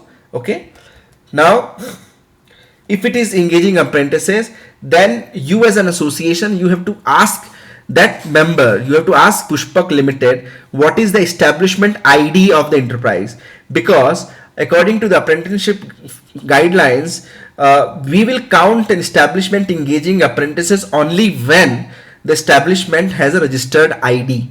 So you can you as an association has to find out and coordinate with your member firms, if those who are engaging apprentices, take their establishment IDs so that we can fetch their required details later on.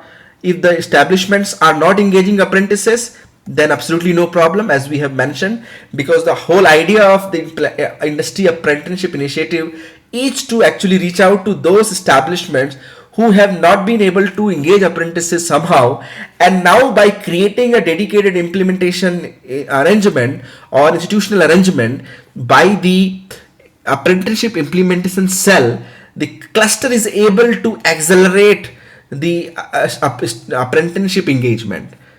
Okay, in this example, let's say this Pushpak Limited was engaging and it has establishment registration ID of this. This is for an example. Okay, now in this example only, this establishment was not engaging apprentices prior to the project. Okay, so obviously since it was not submitting, so this row is not required. Now let us submit this example also. The Pushpak Limited was engaging apprentices. This was establishment ID, and it was engaging apprentices on, let's say, electrician and plumber. I'm just giving an example. Yeah. Now number of apprentices trained by them. So you just say total number of apprentices. You don't need to tell about how many electrician and how many plumber. We just want to know total number of apprentices trained. Okay, so you will say they have trained about 100 apprentices. That's it. Now going back to the example of this member who has not been engaging, going back to the example of Mayank Enterprises, it was small in nature, 45 members including contract, had not been engaging. So we simply jump onto the question number, column number 6, and let's see what column number 6 has to say. Here I'll just make it a little smaller so that we can see it. The question number 6, we have to highlight what is the reason of not engaging apprentices. So here we have to tell what is the reason why that member was not engaging apprentices. This Mayank enterprise was not engaging apprentices. So the reason is, there we have identified certain answer keys. You have to select your response only from the answer key. Please note, you cannot select, you will not provide any other response beyond the answer keys. If there is any response beyond the prescribed answer key, then it will be difficult for us to evaluate this proposal, and there is a likelihood chances that this proposal will application will qualify as an incomplete application form. So we would request you to please read the answer keys. So if you see down, for you have to see the column number for question, column number 6 question, column number 7 question. There are direction, there is a response key written, and you come to the response remark section. If you read here, it is said very clearly, for column number 6, reasons are marked as numbers. So the answer keys are listed as numbers. For example, enter number, which you have to enter the number which is most appropriate. For an example, the question was, again read, the question was reason of not engaging apprentices. You had initially mentioned, you have listed down all your members, okay, who is engaging and not engaging.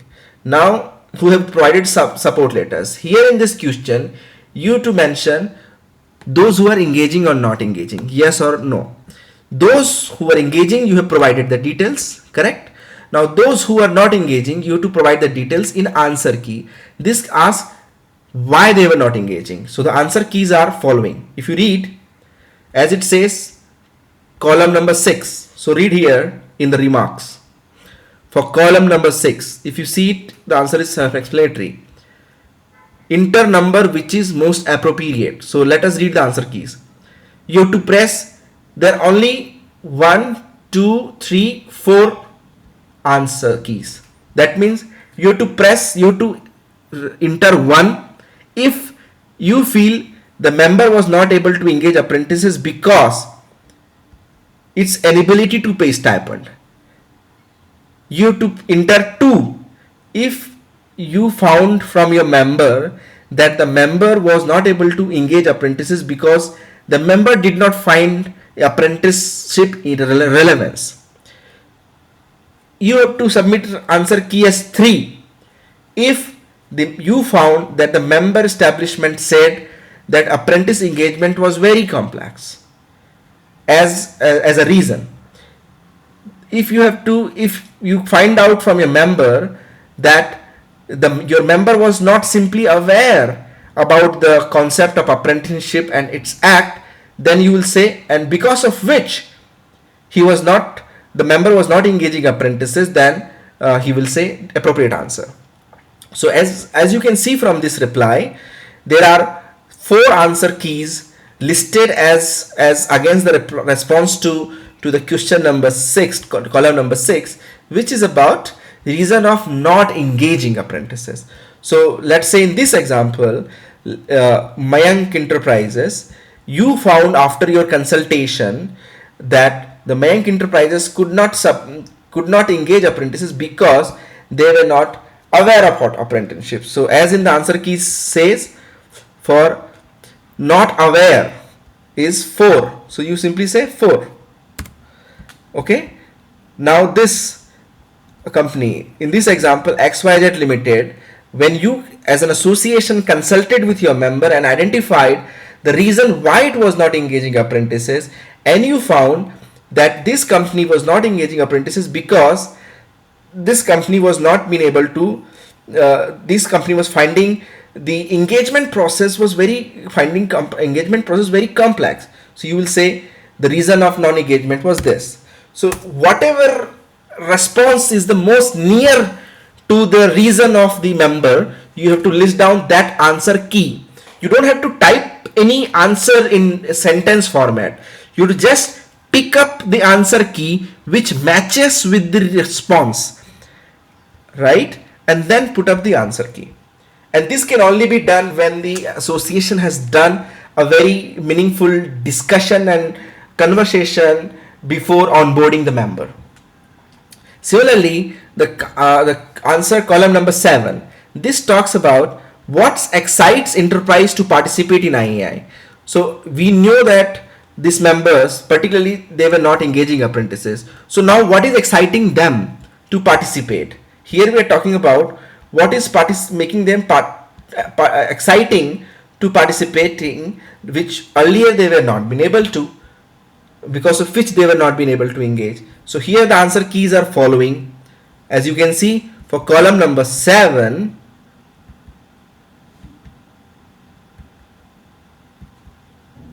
the reasons are marked as numbers.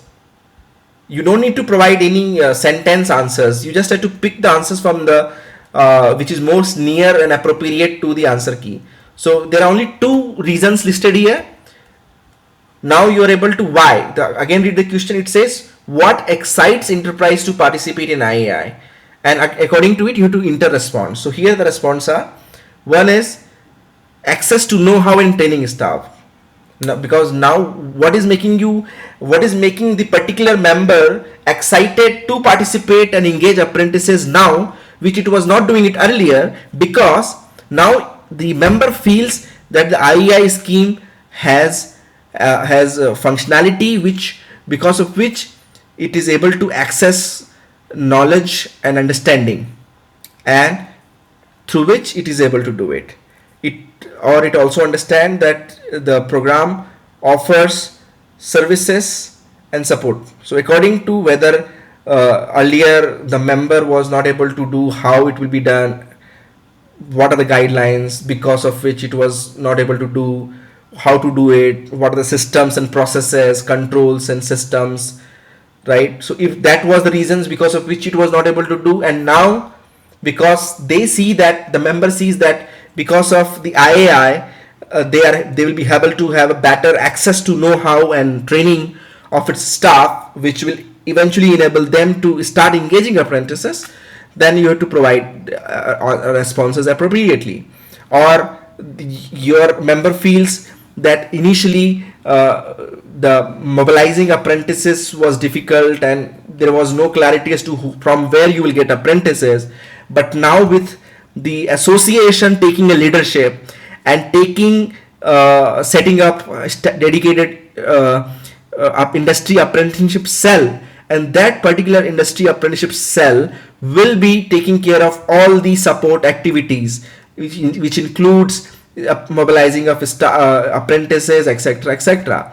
So you need to ensure that the association has explained all the benefits of IAI scheme to its members, because of which only a member who was not been able to understand and not been able to engage apprentices will be convinced or will be properly agreed to participate. We also understand that there will be some reasons of still not being agreeing to participate in IAI, but those who are agreeing, you can list down the reasons now what will make them agree and engage apprentices. So according to the responses, please feed your responses. Okay, so here I have entered 1. So this 1 means that the XYZ Limited, who was not engaging apprentices before, now they are able to find, they will be able to engage apprentices because they feel that they will have access to know-how and training of staff. So that's why I have entered answer key 1. Similarly, answer 2 for the other company. Now in the column number 8, here you have to provide some detailed information that apart from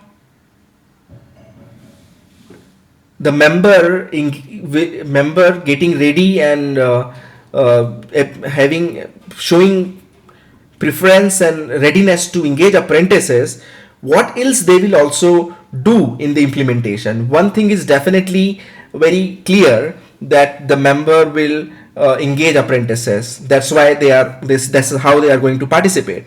But there could be some other modes of participation. Participation of a member does not only confine and limited to only engaging apprentices. Of course, engaging apprentice by member is the primary requirement of the IAI, but there are multiple other engagement methods beyond the engaging of apprentices, which could be, let's say, your particular member will provide tool or equipment or infrastructure, or that company will provide training facilities, or the particular member will provide its staff as a trainer. So what it will do? So let's take an example.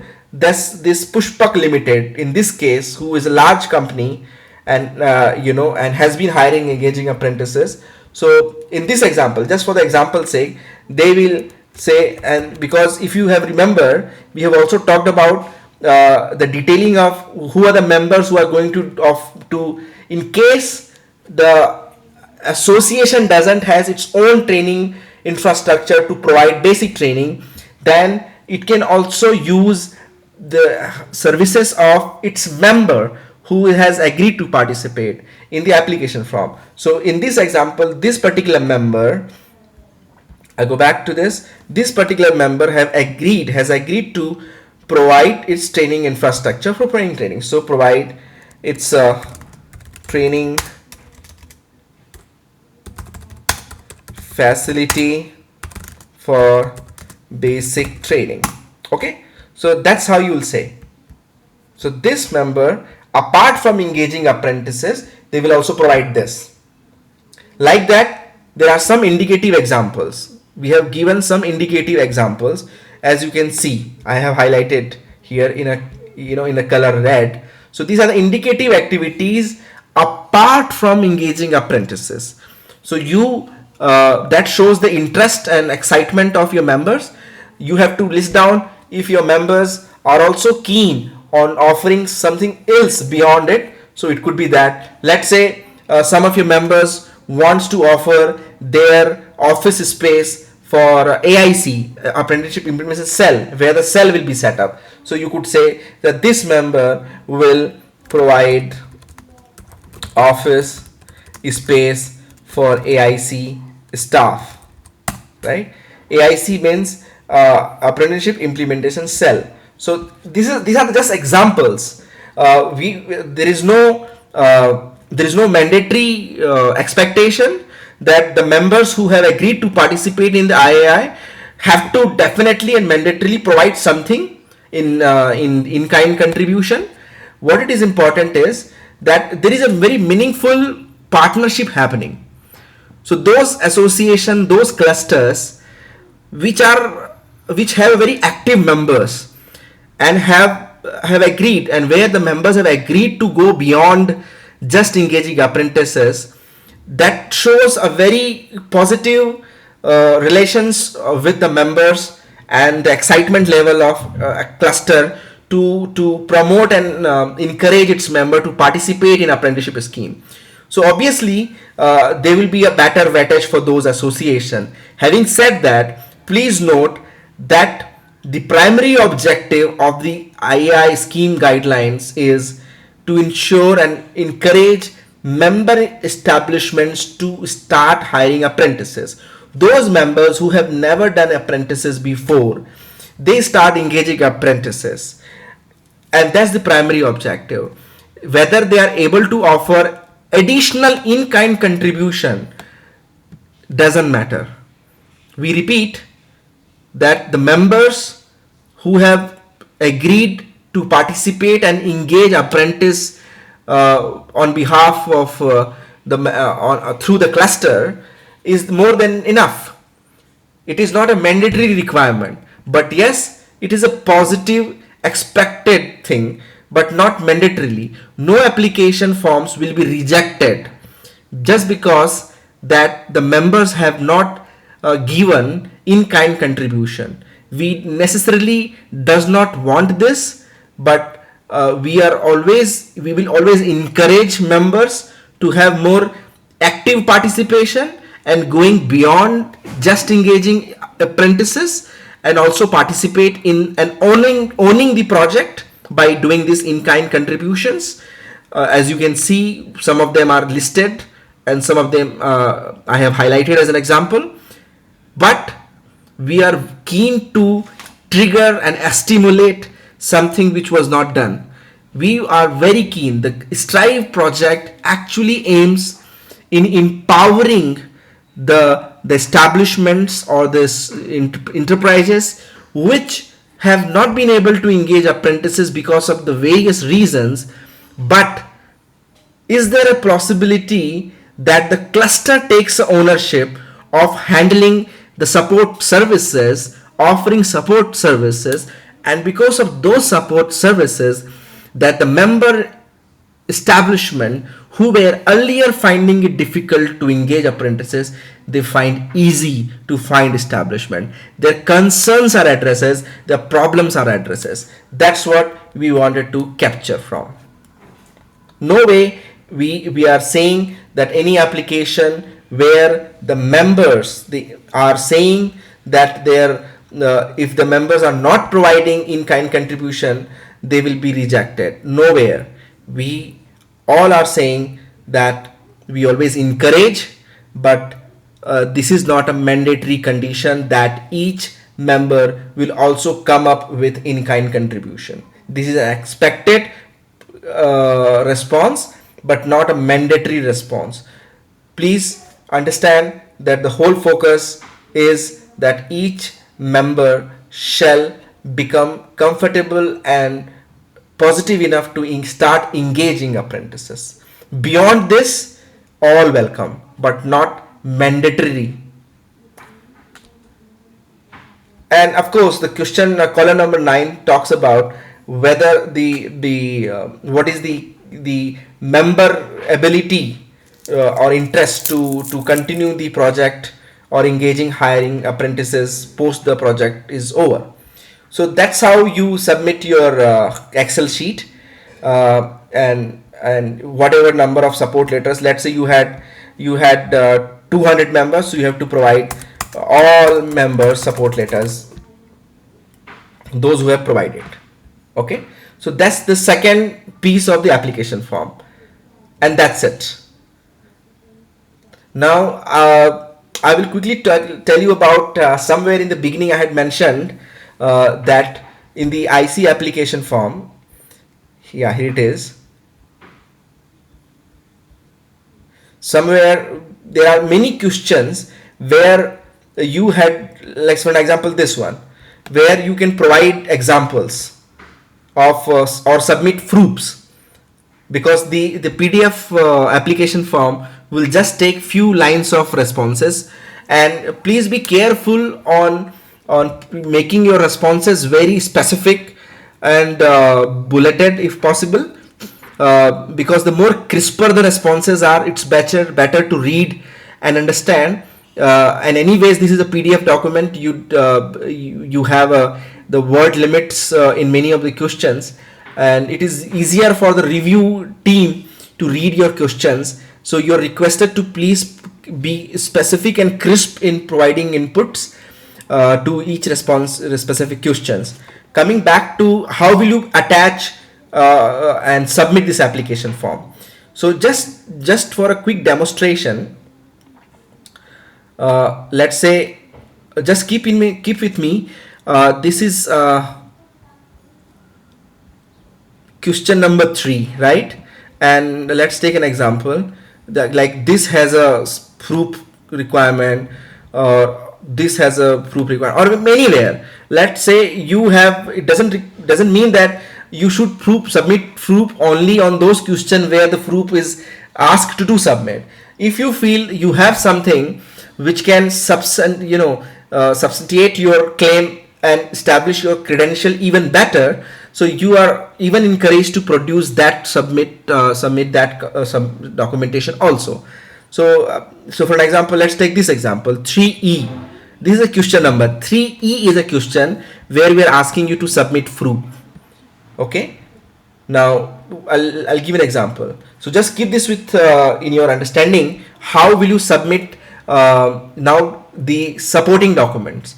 Now coming back to how will you submit, just keep in your mind, and while we will explain these questions in a while, but let us understand how the entire application has to be submitted, and then we come back to this attachment part. This entire application form has to be submitted online through email only. You may please keep a hard copy of documentation for your documentation purposes for a later stage, but for a submission requirement, only email submissions are accepted. Now how will you do it? As we have said, you will find this PDF application form which we have just explained to you as to how will you submit. This is annexure 14 of the application form of the operational manual. So when you read your operational manual, you will read annexure 14. You will find annexure 14 as this. You will also find the evaluation parameters on the basis of which this entire application will be evaluated in the operational manual, and the entire application process and format and procedure of selection also in the operational manual. So it is very, very important and essential that the applicant clusters have a detailed understanding of the operational manual. Now as I have said that the application has to be submitted only in email formats. So just for a quick submission, I'll just show it to you how will we do that.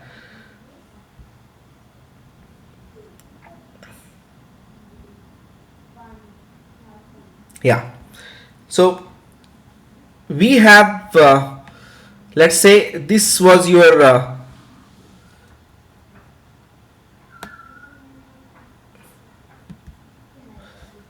you have to submit, as we have said that you have to submit your application only through emails. There is no portal through which you have to submit. There is no any online application. The online means that you have to submit your application through email method. There is nowhere that you have to punch application in a portal and then you will get a response, nothing like that. You have to submit your application in an email. There is a standard email address which we have mentioned here. Just have a look at this. This is striveclusters@gmail.com. Now in the subject you have to be very clear, because you have to use a very specific format. This subject is a very specific format. Let's say you are an application, you are an industry association from Haryana, so you will submit your application just as to the email address which is standard, striveclusters@gmail.com, and subject IC application and state name. That's it. Let's say you are an application, you are an association, you are in a cluster from Chhattisgarh, so you will simply say IC application Chhattisgarh. Your subject has to be IC application and the state name. In the last you have to just change the state name from wherever you are submitting from. That's it. Please don't write any other thing, because we will receive applications in a volume, and we will just apply filters to ascertain how many applications are coming from how many states. And according to the application we receive from a particular state, all applications will be collated and they will be sent to the particular state for a first level of screening and evaluation. And based on that, the selection happens, and there are multiple stages after that. Having said that, please ensure that you follow this standard subject line: IC application and state name. I'll just give an example. If you happen to an association from Bihar and we are submitting this, you simply say IC application Bihar. That's it. And in the body of the email you can write your cover letter that you are submitting this. You can highlight some lines about your association, not too much, just say, because anyways in your IC application form we will get to know more about you, so there is no need of providing detailed information in the body of the email submission. Just say a basic standard protocol and then submit your application. You can definitely provide your contact email address here in the body of the email, so that we can we can have a ready reference of the email if in case particular email attachment is not opening or something. So we will not be able to, so that we can able to trace you and contact you. So just provide details of your name of association,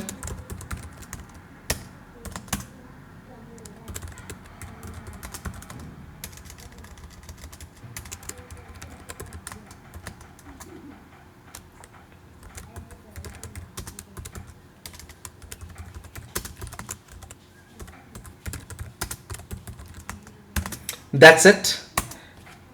You don't have to provide any other thing. Now in the body of the email at least, now what you have to do is whatever, because as I've said, there are two documents, there are two mandatory documents which you have to submit. One is application form, which is available in PDF form. So you will attach that PDF form. Let's just, for an example, I am just attaching it. So whatever PDF form you had submitted, this and this PDF form which we have just understand and we have discussed, and once you have prepared and submitted it, just save it. And once you save the PDF format, in when you do an email, just attach that PDF. So that's it, your application form is attached. Then you will also found an IC application format, the Excel thing, Excel document. If you remember, we have explained it to you. This one, which where you have to provide the member details of the firms. So you have to provide that Excel sheet.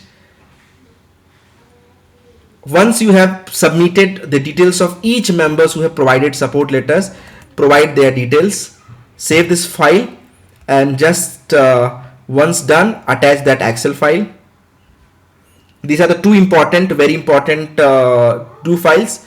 Now coming back to the support letters, because those members, as we have mentioned about that, all the members who have agreed to participate, you have to provide the support letters in one PDF file. You collect all the support letters from all the members who have agreed and will be participating it. Make one PDF file of all the covering letters, support letters, and then attach it. Let's say, for example, this is support letter, just one PDF file. I'm just giving an example. It should be support letter PDF. Okay. Then now comes the attachments of the support files. Here in the application form, remember we have told you about, there are certain questions where you had asked about. For example, look at this. This is a question number 3 and 3D. It is asking about how many members submit proofs, photographs, right?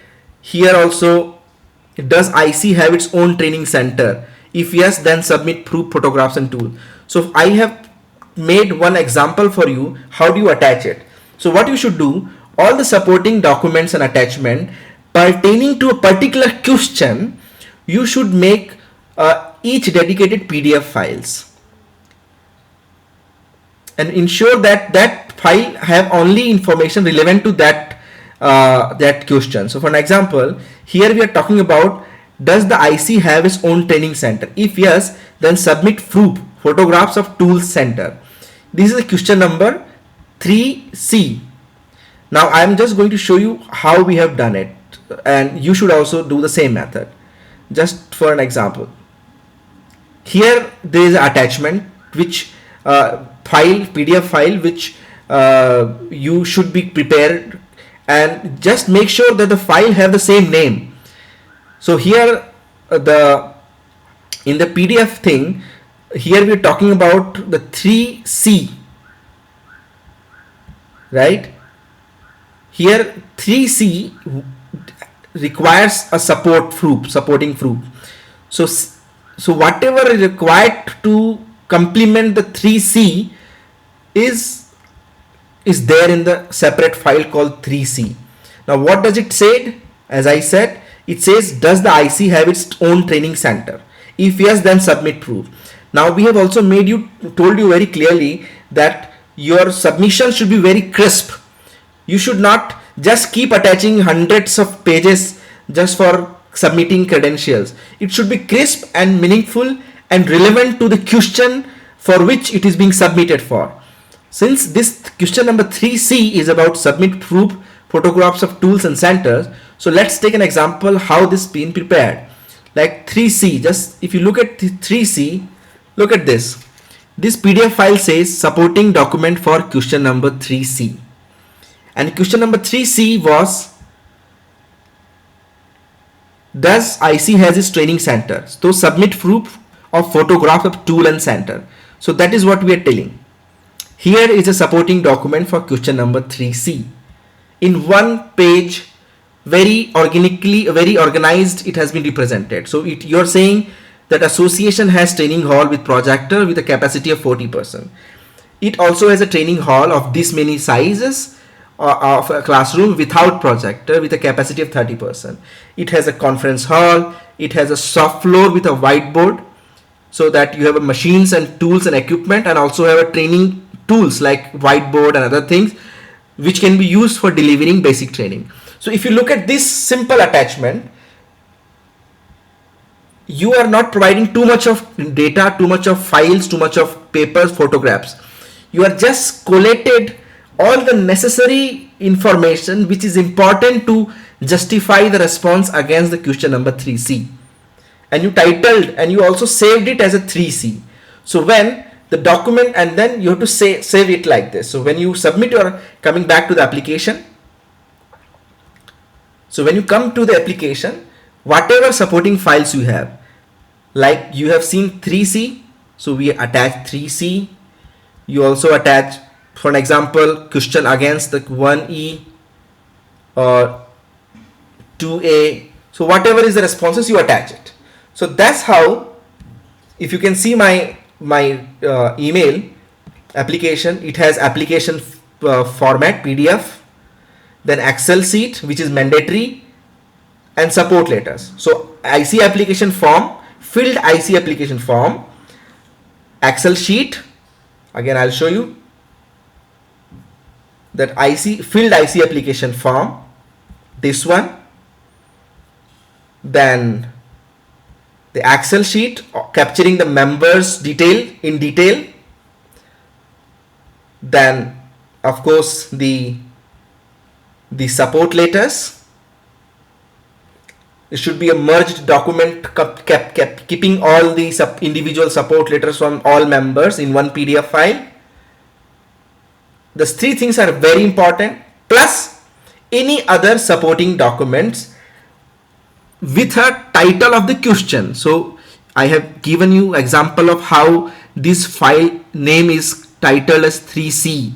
So 3C means this attachment has a supporting document against question number 3C. This 1E attachment captures the response against question number 1E, like that. And we have already mentioned to you in the body, you should not just provide just 3 details. That's it. Be very clear on the subject line of the email, because anything behind these 3 words, these 2 words are very important, because we will be able to filter based on these 2 filter words, IC application, and then just change the name of your state. If a cluster applying from Tamil Nadu, will simply say IC Tamil Nadu, IC application Tamil Nadu. That's it. Don't put any other things in the subject. Don't put any other thing in the body which apart from what is mentioned, and submit it. That's it. All you have to do is submission, and your application is submitted. So that's how you submit your application process. With this, we would like to thank you for your time and listening to us and understanding, going to detailing of how to submit an IC application form. And we look forward for a very detailed, comprehensive IC application form for each one of you. Thank you, and wish you all the luck for good application form. Thank you.